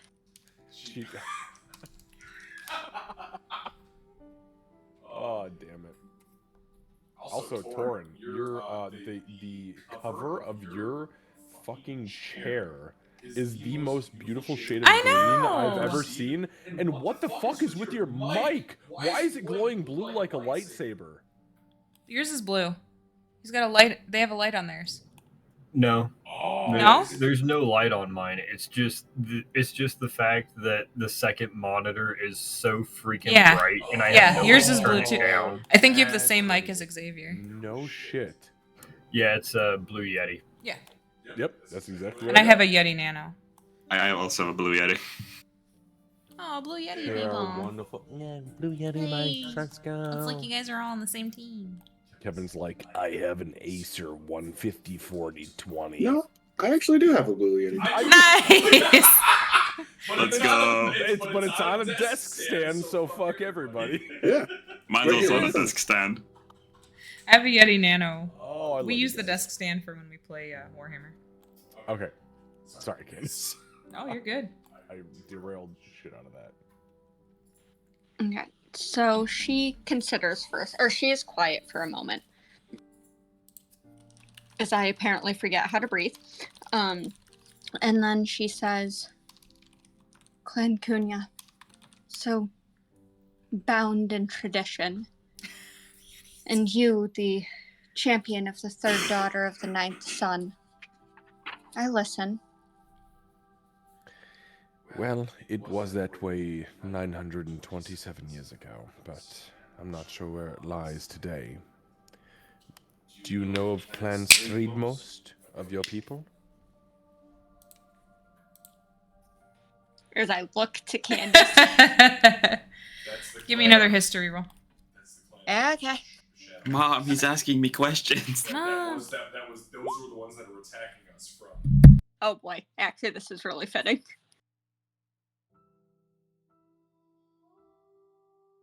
In fact, I know what her response is going to be regardless of what she gets sent here.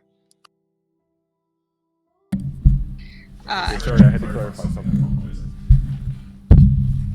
Okay, so her spine goes just rigid, and she turns around just very slowly, and her hand that had been petting Min just kind of like tightens in the metallic fur. Why do you ask? Oh, that's a good fucking response from what I said. Because my name is Marcus of Clan Cunha, the ninth son of my generation. And if your bloodline, is of Clan Streedmost, of your people, we have things to discuss that are outside of our companion's realm. But if not, we need to inwardly reflect on each other, I think. But tell me, what do you know of Streedmost? She leans forward a little bit and nearly hisses out the words like she's biting them out, barely restrained anger. They gave us all a bad name. None of us ever have or ever will associate with those. And she, that is an elven word that does not translate very well. That expletive. Thank goodness I know Elven. Can I make an insight check Yes. on this broad? Do it. Oh, okay, thank you.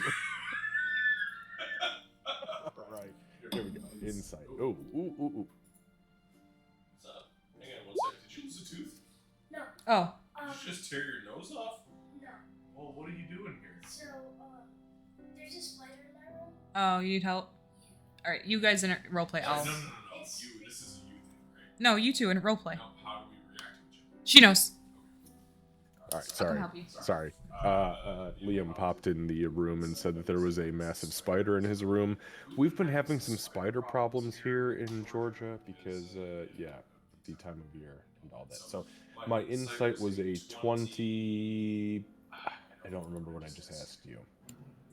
It was a flat 20, and you were inciting what she had said after you had asked about Threedmost, I think it was. Yes, Streedmost. And she pretty much had said that they give us all a bad name that none of us ever will or ever have or ever will associate with. And then she devolved into just curses that I will not say because I don't want to take your stream down. So as far as the 20 is concerned, though, does that seem legit? Like, does he believe that? Yeah, she's... Yeah. So she's disgusted by it? Yeah, she, is so... Her emotions change so quickly that she's nearly, in tears, but not, sad. She's just so suddenly pissed. So Marcus, he'll kind of sit down and put his hands out, and he won't touch Kira or Min, but he'll put his hands out kind of welcomingly, and he'll say, I understand if this is not the way, but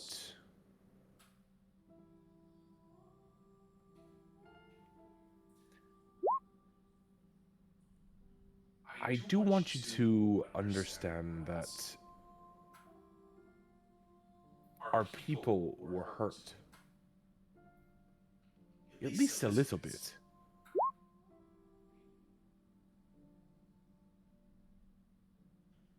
And more than that, I understand that your people are not you. You are not defined by your people. And the clan that my clan fights against, at least in our time frame, are those who have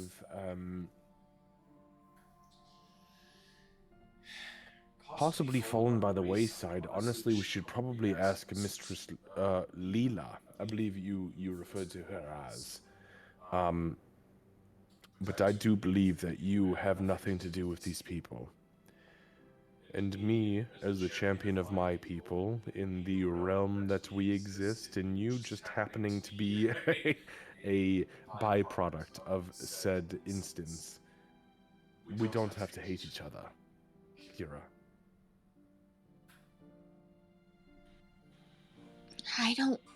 I hold no hatred for any. I know that's not typical, and that's not what is expected, but that is not... It's not who I am, that's not who... And she looks again at Min. That's not who we are. I know you may hold hatred in your quest against them.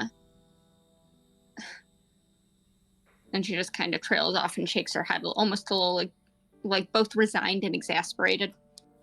Marcus, he reaches up with his right hand and he grabs his right horn and he kind of shakes his own head and he says, "We might exemplify hatred." And he lets go and he says, "But we do not hate innately.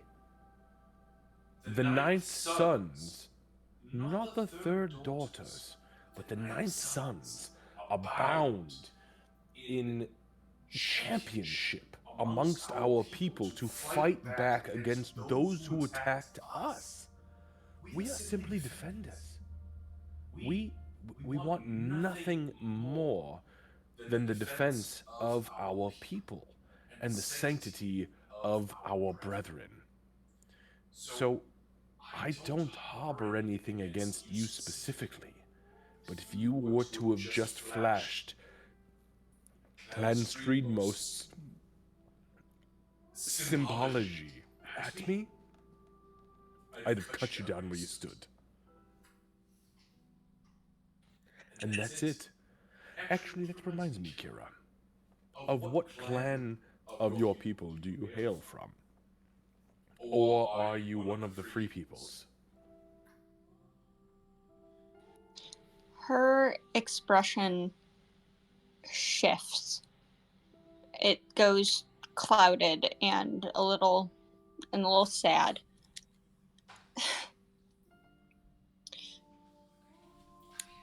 Suffice to say, my clan ties aren't as strong as yours are.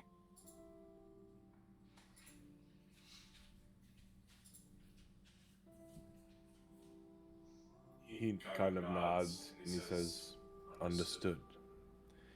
So you are a freelancer of your trade and not a champion of your people." And the only thing I suppose I really championed was the guild who allowed me to work under the protection of their name. My people, well, it's been a long time. That's irony in its truest form. Listen, while we are here, because I do believe what you have told me, we need to make sure that the rest of this lot, Tempest, Bunkin, Aegis, they need to get back to their people. You and I, coincidentally, have people we've belonged to for centuries, and I truly believe they are newborn in their own right. So you and I, we cannot fight each other on simple, nonsensical things. I know what you're capable of. I see men, and I understand men in the very basic of forms, and I respect men, and I respect what you are capable of. As you and I progress throughout this, whatever it happens to be, trust what I can do, and follow me, and I promise you the other three will fall into line.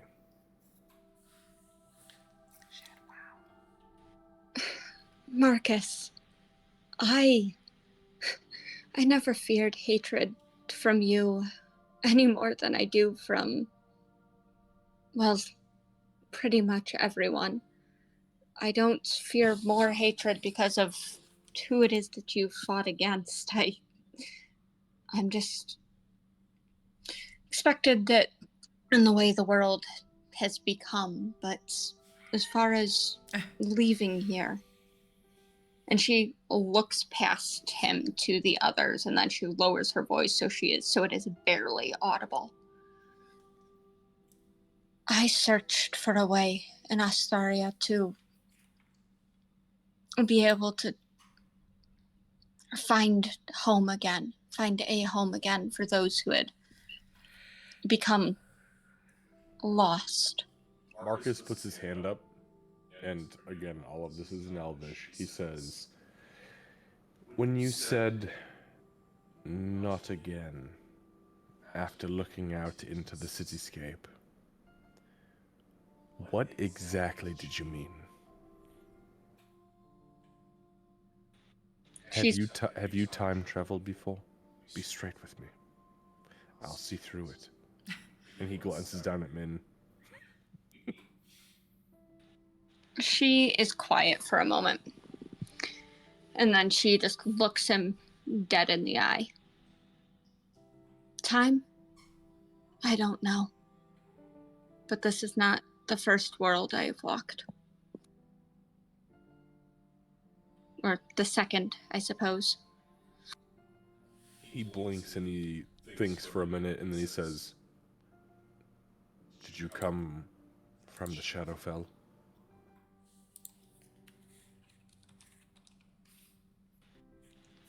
I don't know. I am going to kind of reach forward momentarily. No weapons drawn, no shields, no anything crazy. And I'm going to try to gently... Give me a minute. I'm looking at my shit. Gently assassinate her. I plunge the dagger into her third and fourth rib. Gently. Okay. And then you say, "You only get one more chance." You only get a second chance once.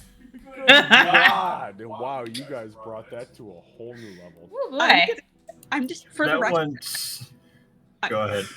For the record, I'm just going to come back as a half-orc without a name. Yeah. Ginger? Named her. Her, not she. Alright, I'm going to burn my last psionic energy point. Okay. And I'm gonna try to just tap into her mind momentarily. Just for a glimpse. If I don't get it, I don't get it. If not, that's fine, but I'm gonna focus all of my psionic energy, and I'm just gonna try to read what she's I'm trying to pick up what she's putting down. Okay. Candace understood that. I love it. I started going, yeah. Got you, boo-boo. Her brain at the moment is focused on those first, 2 to 3 lines of that backstory. Yeah. Yep. Let me read them so that I know. I didn't count. It's that first concept. The first concept, okay. Yep.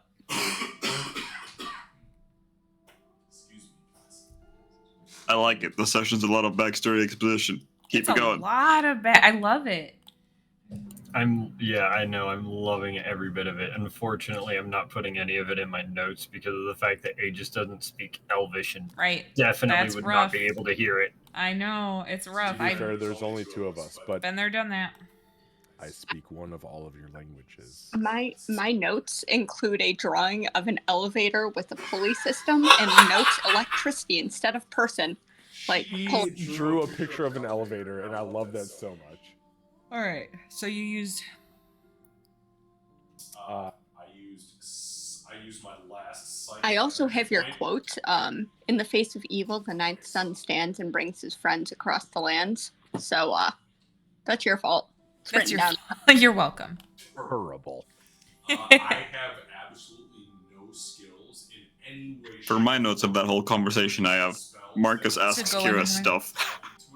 But I'm going to attempt to burn that last. Kira gets pissed briefly, then sad. Marcus, give me an insight check at advantage.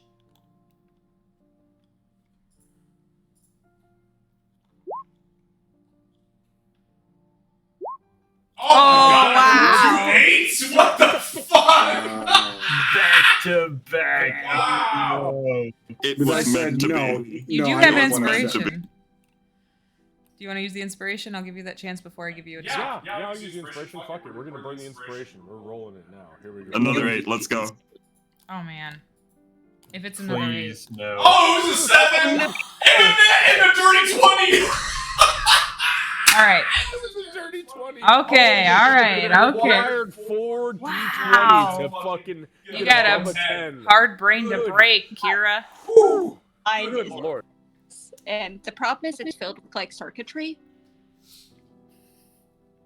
Okay, Bruce, so baby. I just imagine like Marcus like bleeding and from the nose. It's He's like, let me in. too much fire belly. Okay, so Marcus, it's not so much straight up thoughts or visions or anything like that. It's mostly feeling. You mostly feel this. You feel lost and confused. You see darkness. And cold. And you kind of, in that moment, when you're feeling that, you are like, you know what? I just need sleep. I need to curl up under a blanket and sleep. But in that same sense, you fight it. It's kind of like when you got pulled here. You feel that sensation again. But it's not you. You know it's not you. You can't remember everything, but when you quote unquote come to, the age of disillusionment has just begun.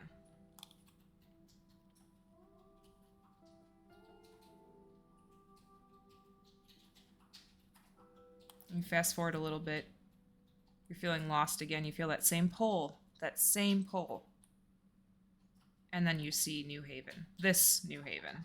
The Christmas tree decorated modern day New Haven. Okay, got it. Thank you. And during that, Kira, you feel him kind of probing your mind. And at first you fight him a little bit. You're like, I don't know you that well, guy.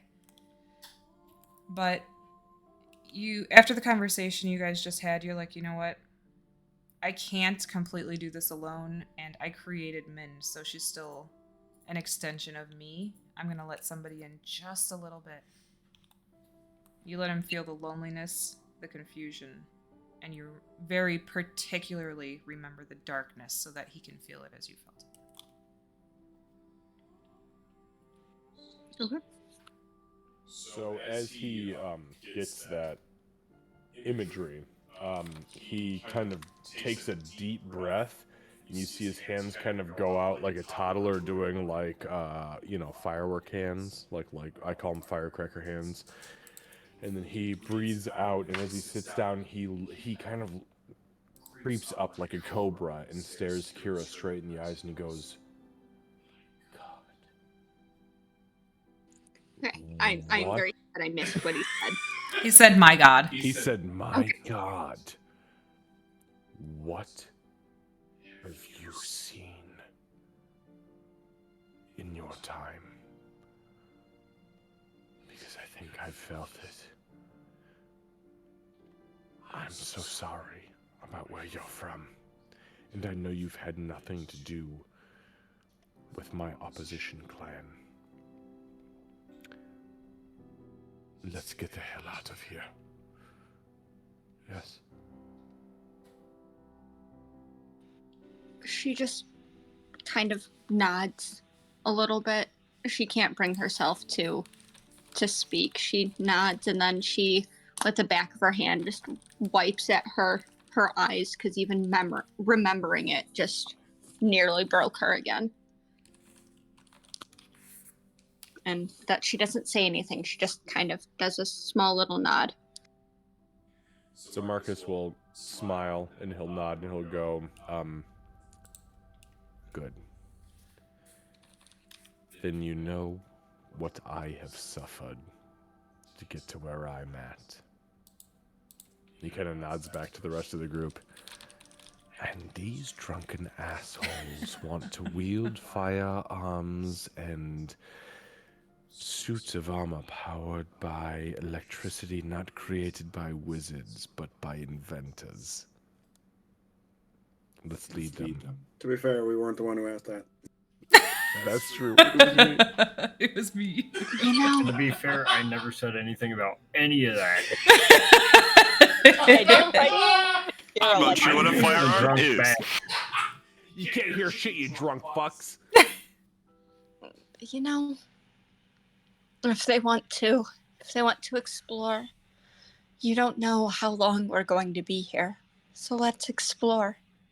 But as far as suits of armor and artifacts created not by wizards, I watched what you did today.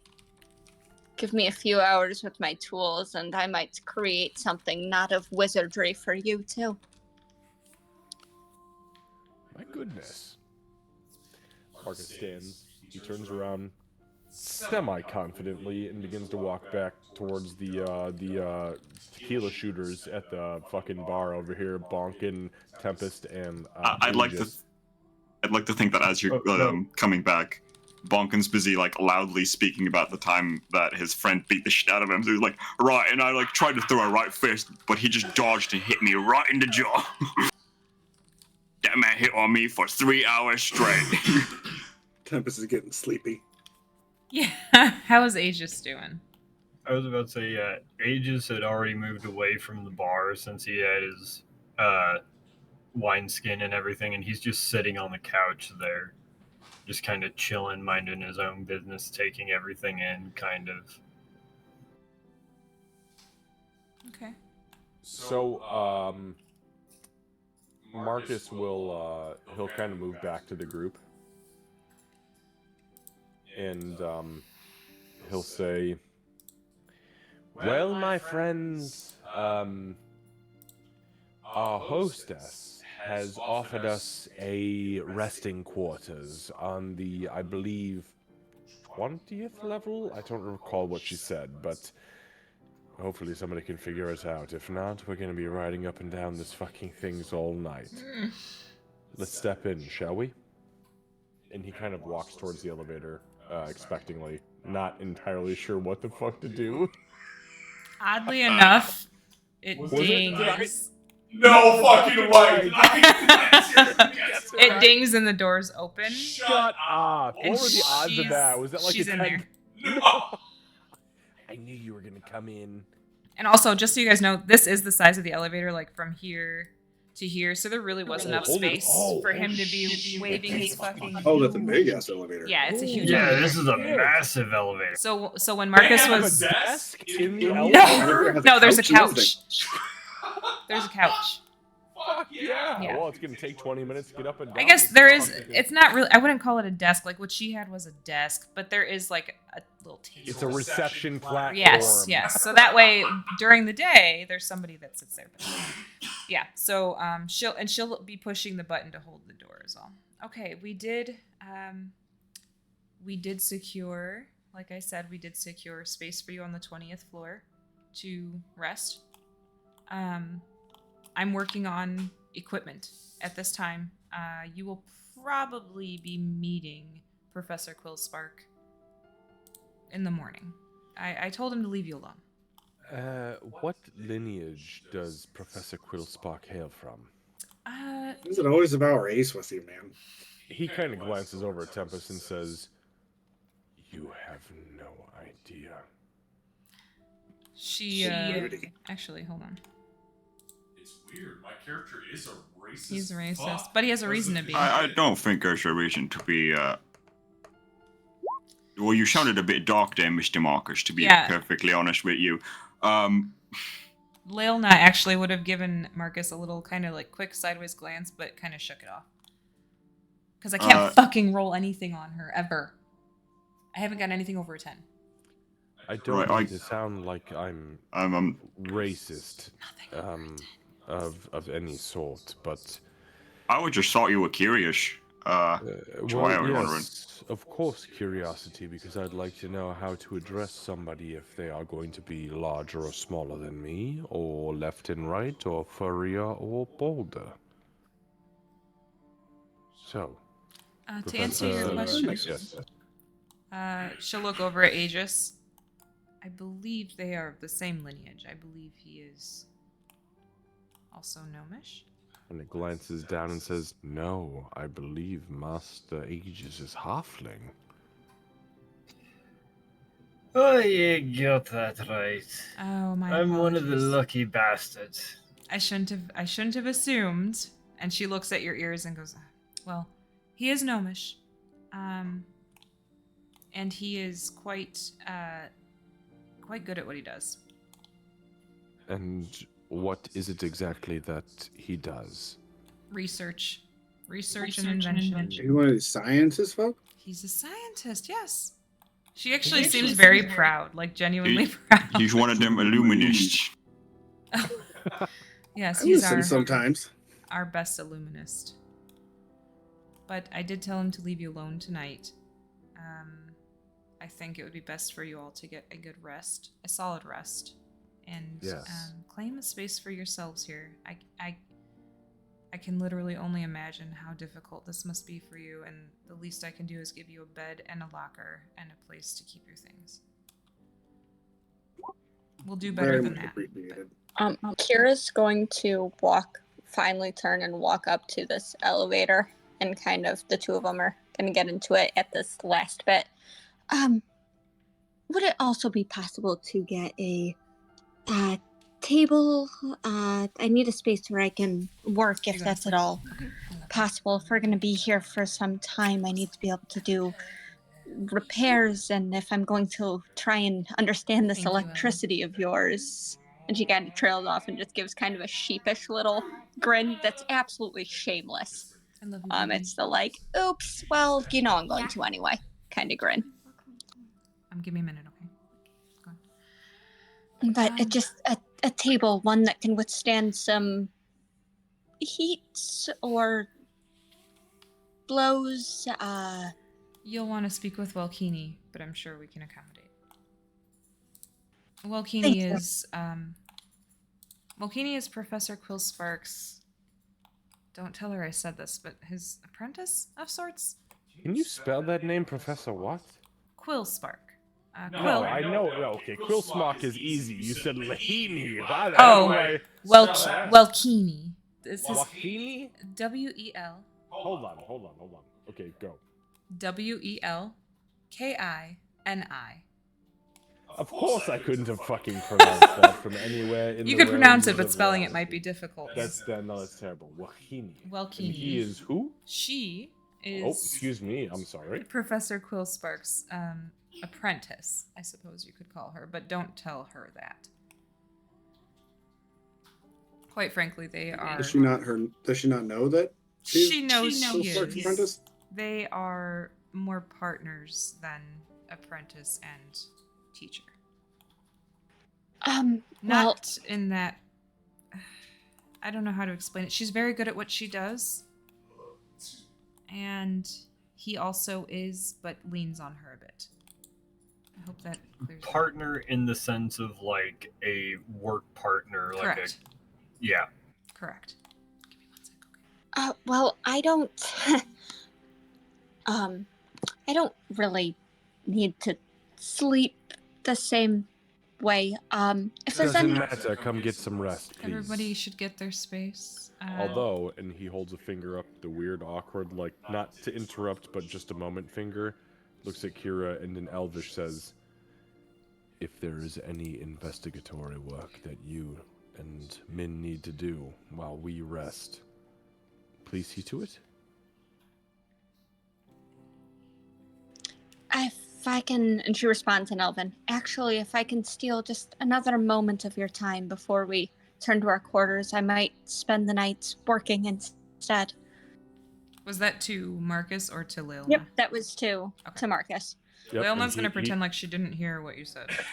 He nods greedily and says, absolutely, you can have 5 moments if you need it. And Leilna will kind of holler out from the elevator, Tempest, feel free to grab bottles if you want to bring them with. And the elevator leaves shortly. Oh, yep, absolutely, yep. What's he grabbing? He's grabbing the 50-year. Yeah. As he gets on, Get fucked up tonight. as he gets on the elevator, she looks over and she goes, "Good choice," and then pushes the button for 20. I'd like to think that while you guys were talking in Elvish, Bonka would have probably like not. I'd like to say leaned over, but I think it'd still be too tall to Aegis, and she'd be like, "Do you know what they're saying? Are we interrupting something?" It's kind of weird that they go back and forth with Elvish. No. Don't. It is a bit, yeah. Makes me feel like I'm intruding. This seems like a good time for me to say for the record that she is absolutely still wearing Marcus's cloak. Yeah, she is. Yeah, that hasn't come up yet. Like, have they got a thing? Aegis just looks straight up at both of you, like, well, I mean, the cloak ain't come off yet. Yeah, I think there's some real good friends soon, so. He was totally about to murder her, and now there's. I'm just hearing no's from the other room. Over and over. Alright, give me 5. You guys. Absolutely not. No. Here's what we're gonna do. So They'll be real good friends. He doesn't hate her, but what the fuck? the elevator gets to floor 20. Thank God. Let's take a fucking long rest. Give me my level. Wait, do we level? I don't know. If It's a very small map. I apologize. Oh God, it's fucking gorgeous. Holy shit. Whoa, I gotta go into like 152%. Cool map. It's very small, but this is your quarters. There's an extra bed. What the? I'm gonna go bounce on my bed. That is not I'm kidding. That's bed for men. Yeah, there you go. That's not an extra bed. I also did this for you Also, guys. why is Min big as shit? Holy fuck. She's as big as an entire. She's as big as a wall panel. Yeah, she's medium.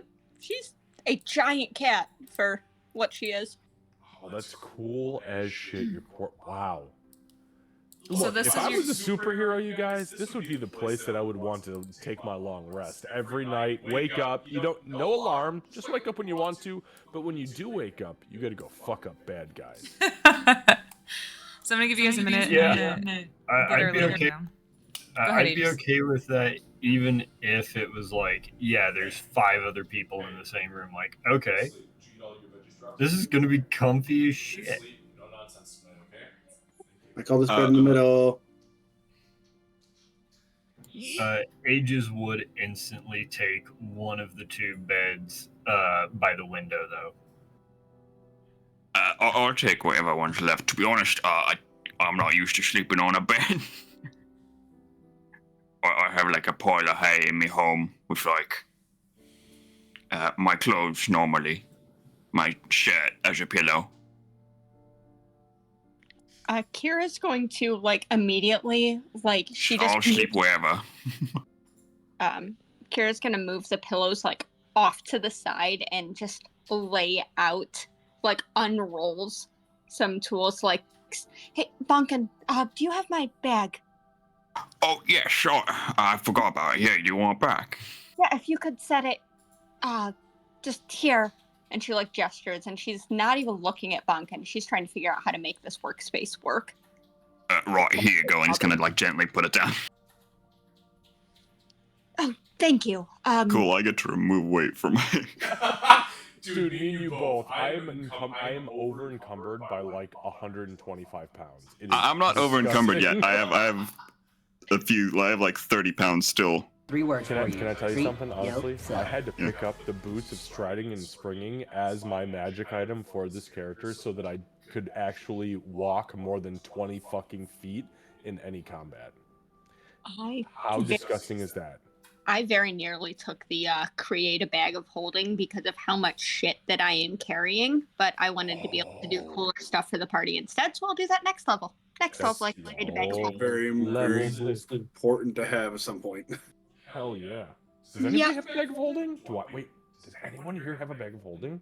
Just give me till next I level. do not. I'll make Oh, one. you can make one. I will be able Yeah. to. Yeah, Oh, Kira can what a cool make fucking one. thing.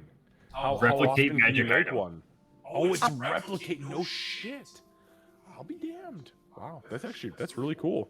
Yep. And can you do coin purse of the pocket planes so we don't have to carry like coin weight? Maybe we'll get Uh, credit cards. I literally have 78 pounds of coins on me, and it's fucking me up. that would. I have 8 gold coins, and that's all I got. It would very much depend on whether Candace said that I could make that, but it would be that Fair enough. or the bag of holding. Anyway, because I want to make sure that I take care of this before we do the long rest. As she's spreading out some tools and stuff, she goes, Marcus, Yes. do you have a moment? Bonkin's probably standing like right there. If you need help with anything, you can just ask me. Should we leave the room for? No. No. Oh, okay. Have extra hands. I will absolutely put you to work. That's not a problem at all. He kind of like comes down and he's like, he kind of looks awkwardly back at the rest of the group, like, what the fuck was that all about? Like, I was about to bludgeon you to death about 20 minutes ago. So what's going on here? Bonkin, who's still there, is gonna point towards like her wearing your jacket and be like, "Well, I mean, she's wearing your jacket, and you guys talked for a really long time." Oh no! Wait. He puts his hand up and he goes, "No, Bonkin. She was freezing cold. It was the Arctic. She wasn't. I mean, it literally wasn't cold. Do you want your cloak back? Because, no, you keep it. Trust me." And he kind of like, I mean, channels his infernal legacy. You see, like, I know a couple really romantic tunes I can play for you too. That is absolutely unnecessary. I mean, Mr. Marcus and Miss Kira, I think you'd make a great couple. You're both very nice looking compared to me. Pumpkin! Stop it. You're embarrassing all of us. What do you mean? Oh, sorry, you probably don't want to talk about it out loud. Right, I got you. I'll give you some space. He puts a hand up and he goes, Mistress Kira, what did you need? I'm sorry. So the expression on her face says that she has like blushed and looked just super embarrassed, but there's no color that comes to her cheek at all. It almost darkens like shadow. You hear a slow romantic tune coming from a pan flute in the corner. Marcus, he swings his head around and stares at Aegis. I want to see what this motherfucker's doing, because I know what everybody else is doing to taunt Just us. for a note, But at Bonkin some is point, Bonk is probably standing next to Tempest with like that proud dad smile with like toothy grin. at some point, Leilna left on the elevator. Oh yeah, she sat on his bed. That bitch was like, I'm out of here. And Marcus, as you turn around to look at Aegis, you see that he is already passed out in the bed. He has not been in a bed this comfy ever. Like, wineskin still in hand. Thankfully, it has the top on it at least. Marcus kind of, as he spots him, kind of smiles, looks back at Kira, and just kind of waves off the other two who are trying to start things. And he sighs and he says, "Yes, Mistress Kira, what exactly can I assist you with in your endeavors?" She keeps kind of glancing back at the others and then shakes her head and just focuses on Marcus. Well, first of all, Mistress, really not necessary. Kira's just fine, but that's a you thing. It's also not really how you can help me. It's more of if I can help you.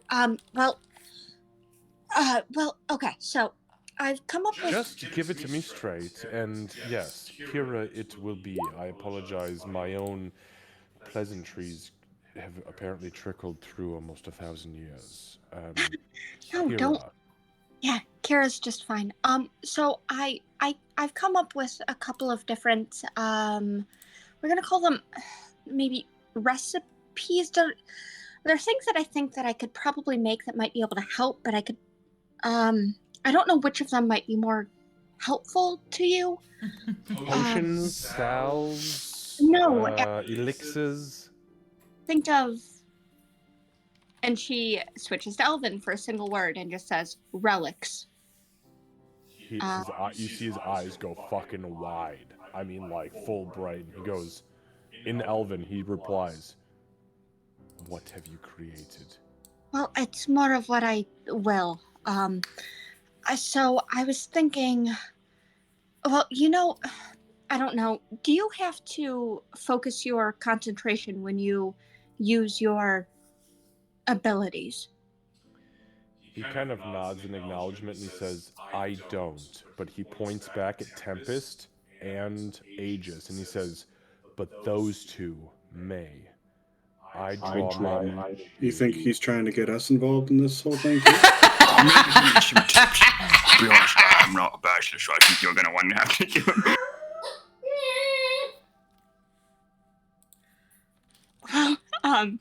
Maybe it would be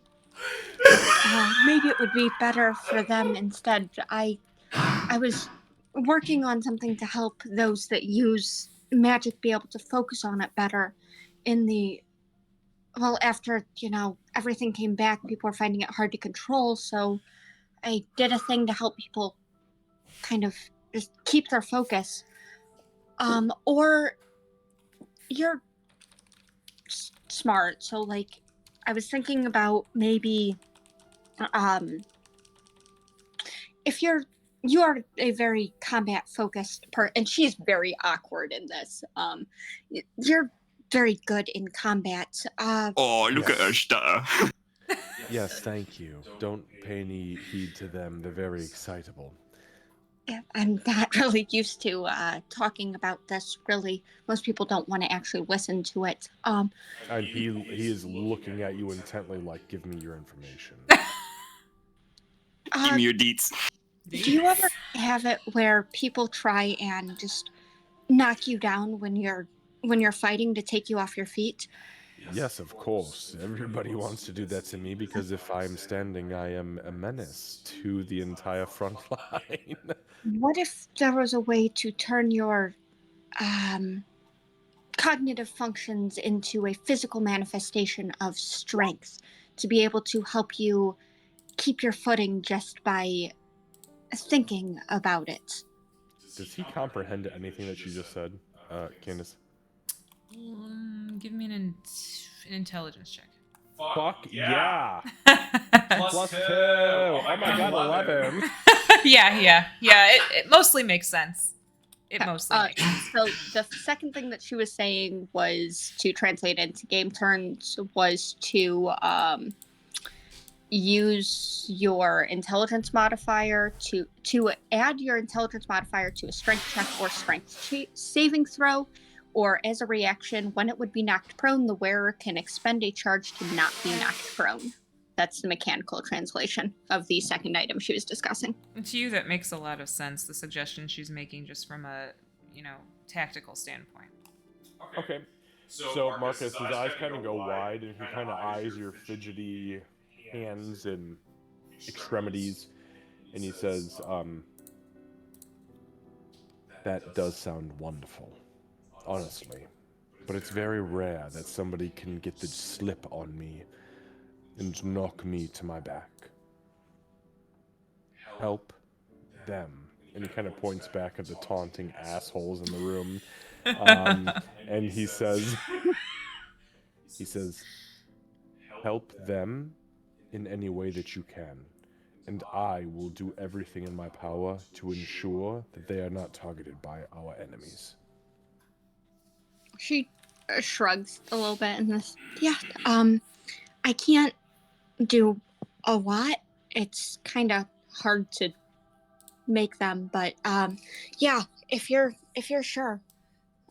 You said that you might be kind of leading this little group to make sure that we get home if it's possible, so I thought you might be the best, but I can ask them. We will get home, and you need to tell me, with your inventions, what resources are necessary to keep you functioning in the highest priority. Also, Min's looking a little rusty around the edges, so make sure that whatever we need, you tell me, or tell her, and kind of he nods back towards the elevator. How dare you? You said the wrong word, rare. When you say that, her head whips around to Min, and she hyper focuses because this cat should not be rusting at all. And there is just shock at first, and then it's her eyes narrow. And she... Marcus might be lying, by the way. I don't even know. He might be this might be total bullshit. He's just spilling it out there and just kind of fine-tuned looking at this mechanical panther. This mechanical... lynx, I'm sorry. Is it a lynx? Yeah, Mm-hmm. it's a lynx. I apologize. Yeah. For the record, and for future descriptive notes, this cat does not get dirty ever. Or rusty or anything, which, yeah. I believe the exact term was that it had a bit of a gleam to it. I absolutely used one of my magic items on this cat. I believe you said it was gleaming armor in the first session. Yup. Yeah. So her head whips around, and then as she like stares at Min, and her gaze is very analytical, and then she just kind of relaxes a little bit. If she rusts, we have a much greater problem. What I put into her should keep that from ever happening. But yes, mostly it's metal, bits of machinery, mechanical parts. I can usually salvage what I need from things. Mostly it's just time, though. Listen, we are 927 years in the future from where we came. Time is literally the only thing we have in our power. So, mechanical things, we've already learned from Mistress Layla that those are regular here in the present day. Time, something that is to our advantage, except for maybe Master Bonkin, but we'll see how that goes. As far as everything else, you take the time you need. Build the inventions you require. If you have manuscripts or schematics or whatever they may be, and you can transpose them or translate them with other people in this world, Mistress Kira, that, I believe, is going to be your calling. And now that I am for sure that you and I are not mortal enemies, I don't have to necessarily keep my eye out for you and plan to possibly slit your throat while you're sleeping.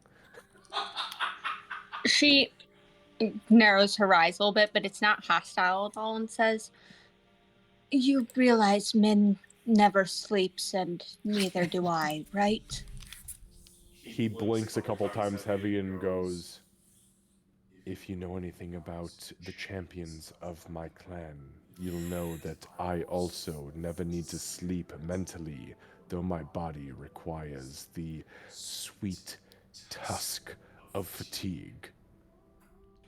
Well, I suppose it's a good thing it won't come to that. And It looks like you just asked for a kiss. It did look very much like that. Yep, 100%. She gives him a kind of a little bit of a cocky smile, and then turns back and turns to the others and says in common, "You two, you use," and no, she's looking very clearly at Aegis. Put the panda back. Yep. Is Aegis sleeping? Oh yeah, he's out. He's out. Oh yeah, been out for a while. Oh, the little guys all took him out. I know, isn't he adorable? He's so cute, my goodness. He has his shoes on. You talk with him. I suppose I won't wake him for this, but I don't use magics the way you two do. Do either of you, does your things require focus? Your spells require you to concentrate on them in the midst of everything else? Yeah. Well, Yeah. I knew it was gonna be there's roleplay. this It's been 2 beats. thing that I can do. I know. I knew it was gonna be roleplay tonight. No, I don't. Wait, is that a concentration? It is. He's like, wait. Yes, I do have one thing that requires me to really constantly play my instrument. It's that hypnotizing thing that I did earlier. Do you do that a lot? I mean, that may or may not have been the first time I ever tried that. Well, it succeeded. Yeah. Well, then it may be better for the sleeping one, or maybe I figure out something else that I could make. I don't know. I'm itching to get my hands on some tools. I mean, I'm if I ever find like what kind of instruments people play here, I might ask you to make me one of the new futuristic guys that they use. What do you?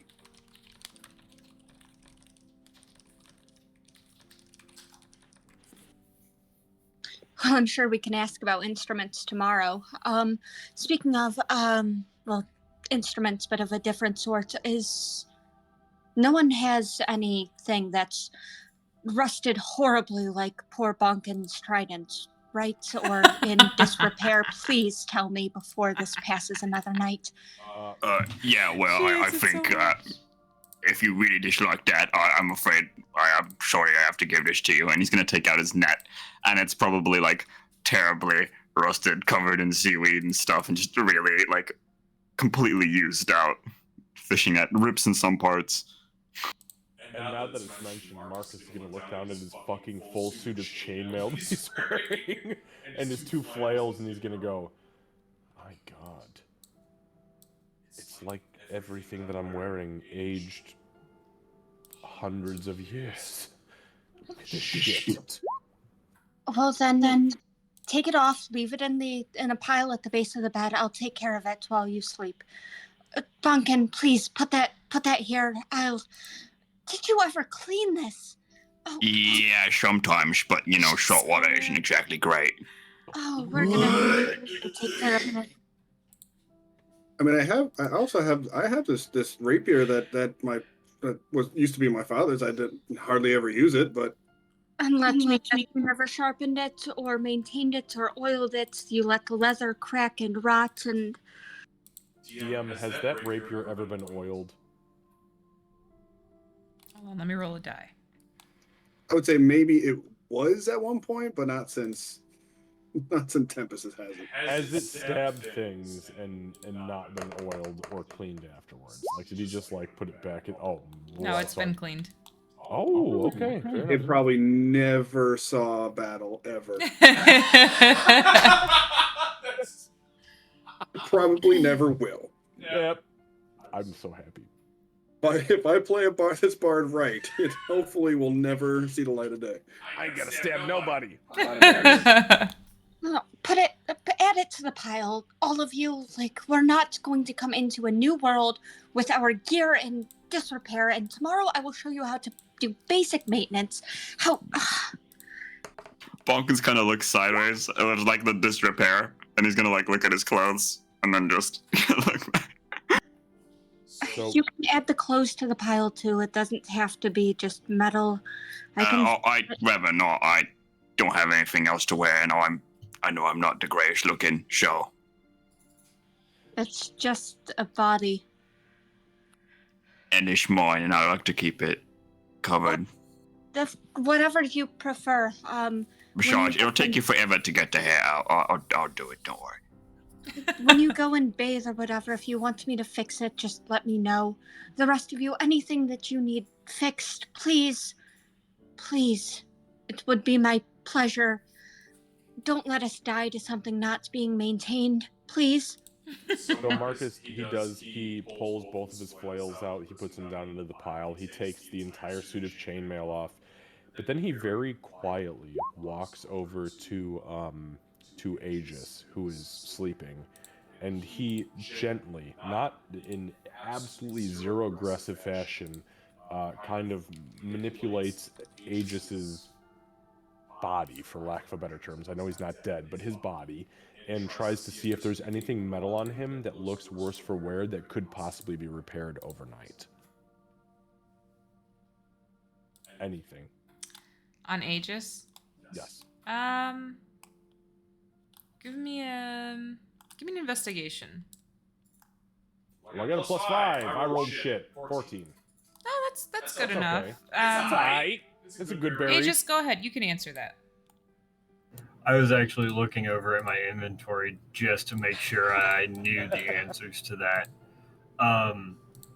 As far as metal goes, about the only thing that you would see is a golden necklace that seems like it tucks underneath and into the clothes that he's wearing. But it doesn't seem like it's at all rusty or anything, discolored, anything like that. Can I pull the necklace? Can I just tug it out from underneath his clothing and look at it? Because I rolled the last time that we played about what he mentioned as far as his like sect or group or whatever they are. Do I recognize that? Yeah, the faction. Sorry, the faction. Yeah, the give me Okay. To pull the necklace while he's sleeping. Give me a sleight of hand. Stealth. Oh, sleight of hand! Oh my god, that's stealth! Thank God, because with this chainmail, I'm rolling with fucking disadvantage, but sleight of hand, no, baby. No, because you just took the chainmail off before you did that. Oh. Oh, that's true. You took your chainmail off, though, right? No. So stealth is with disadvantage. I see. It's a straight roll. So that was a straight 10. roll. Okay. Aegis, go ahead and roll just a perception. Good call. I learned. Any differences to this because of me being drunk before I fell asleep? I will account for that. Okay. Interesting. Like a partial cover? I like sort it. of, yeah. I like it. Ooh. Oh, yeah. Oh, man, fuck you, man! Okay, fuck me trying to be sweet. Okay, you caught me. I'm trying to steal your goddamn... So here's what I will say. Hang on. I was just kidding. For some reason, it did something... Oh, no, okay, never mind. Yeah, give it plus I thought one. it did something weird, but it was just a re-roll on the one thing from Lucky. So, due to the amount of drinking that you all did... I didn't drink a Not goddamn you. thing, by the way, Yeah. so... So, the amount of drinking that those who drank did... Aegis will stir and kind of turn over. And for a split second, you think you're caught. You're like, ah, damn it. But he kind of sits up and he looks at you, but you can tell he's not really seeing you. And Marcus, as soon as he is found out, he's not digging, he's not trying to steal from anybody, he lets that shit go. That's done. But, so he's looking at you but not seeing you, and he just kind of lays back down. So you were able to successfully take it out, but not without disturbing him. Oh, interesting. Okay. Oh shit. So what is it? Is it what I think I know? Go ahead, Yeah, I was gonna say the easiest way to explain it, as far as Marcus would see, because it doesn't look like anything relating to the Flame's Embrace. It looks like he quite literally wears that on his chest with his outfit. The necklace actually comes out, and it looks like 3 little red crystals that end up being surrounded by a gold, what I would almost call like a talon. And what you as a player, maybe not Marcus directly, but what you as a player would recognize as a periapt of wound closure. Oh, fuck. Give me a history check, Marcus. Actually, okay. hold on a second.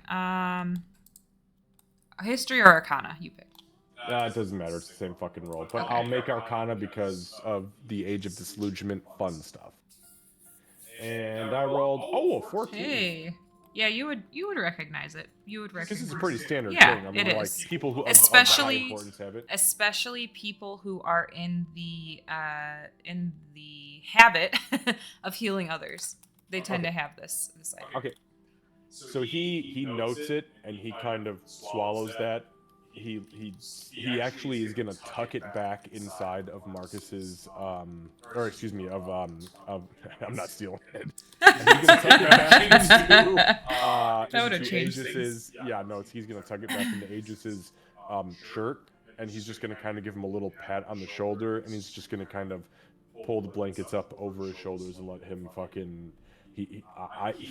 Marcus knows he's not having a good time. Bonk and bounce back because he's kind of an idiot, but Aegis is a very intelligent creature and a wise creature, and he is not coping well, and he can see that.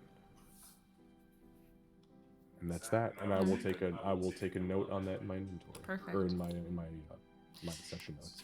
And with that, is there anything anybody really has to get done with today's Nope. session? If not, we're at 10:03, so we're gonna go ahead and call it. One final One final thing I love it. wanted to say real quick. Uh-huh. Marcus, as you kind of tucked Aegis back in, just kind of not even thinking about it, he's still kind of in dreamland, as you saw.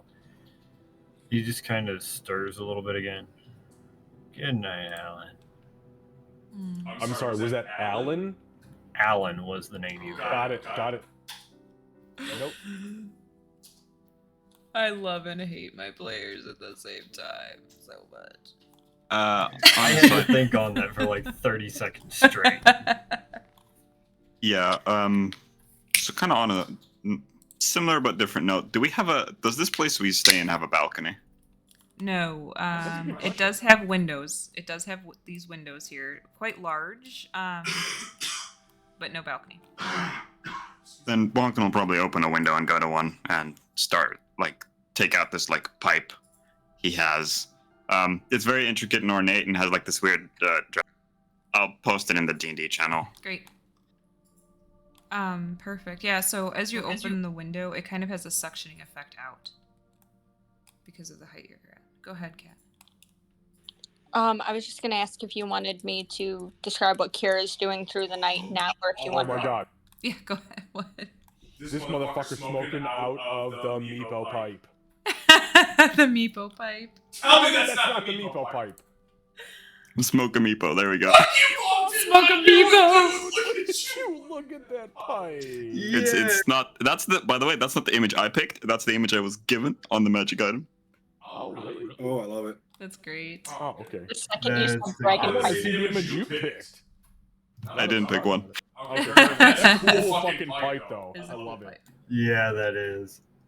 Bunkin, did you have real quick? Sorry, Kat. Did you have any other descriptor you want to give with smoking from that? Not at the moment. I think that can wait till next week. Perfect. All right, Kat. But essentially, Bonkin just kind of mellows out from the alcohol and stuff, and she kind of goes to the window, opens it, starts smoking the pipe. Kat. So Kira, just kind of goes into work. She's using the now cleared off, bed as a table in a workspace. She unrolls multiple sets of tools off to the side, and she just very clearly goes into her own world and starts meticulously repairing these things. There's got to be a little bit of magic in what she's doing there. Cough, cough, mending. And she starts just everything that she is given through the night is going to get oiled and sharpened if that is appropriate. It's going to get mended. It's going to just be in good repair by the morning. And I'm very sad that I didn't get anything from Aegis, because that's going to have to wait until he wakes up before I can give him his gift, which is very sad. But He gonna get it. He gonna get it. Just goes into that, and I'm picturing Min also occasionally, she'll speak a command to, depending on if Marcus is awake or any of the others, she'll speak a command and Min will go and drag over one of the the net or the rapier or something, or a tool. There's a piece of seaweed on her nose. You know what? Yes, but it doesn't leave any seaweed slime at all, so it's fine. Are those commands in Elven? All of them in Elven? Yep, all Okay, of them in Elven. Understood. With the dialect of Shadowfell? Yes. Yep, okay, that's what I thought. I'm just making sure I'm understanding it correctly. Got it. Yep. And she by the time the morning rolls around, she will take, instead of sleeping for 4 hours, she'll end up putting her tools down and kind of going into a almost meditative thing. She'll just kind of think trance for a few hours there, and then goes right back to work. But by the time morning comes around, everyone's gear will be in perfect repair. She does try actively to keep it quiet. She's not hitting anything. Every time she, drags a blade across the whetstone, and yes, I bought a whetstone for this and oil. Good God. She did.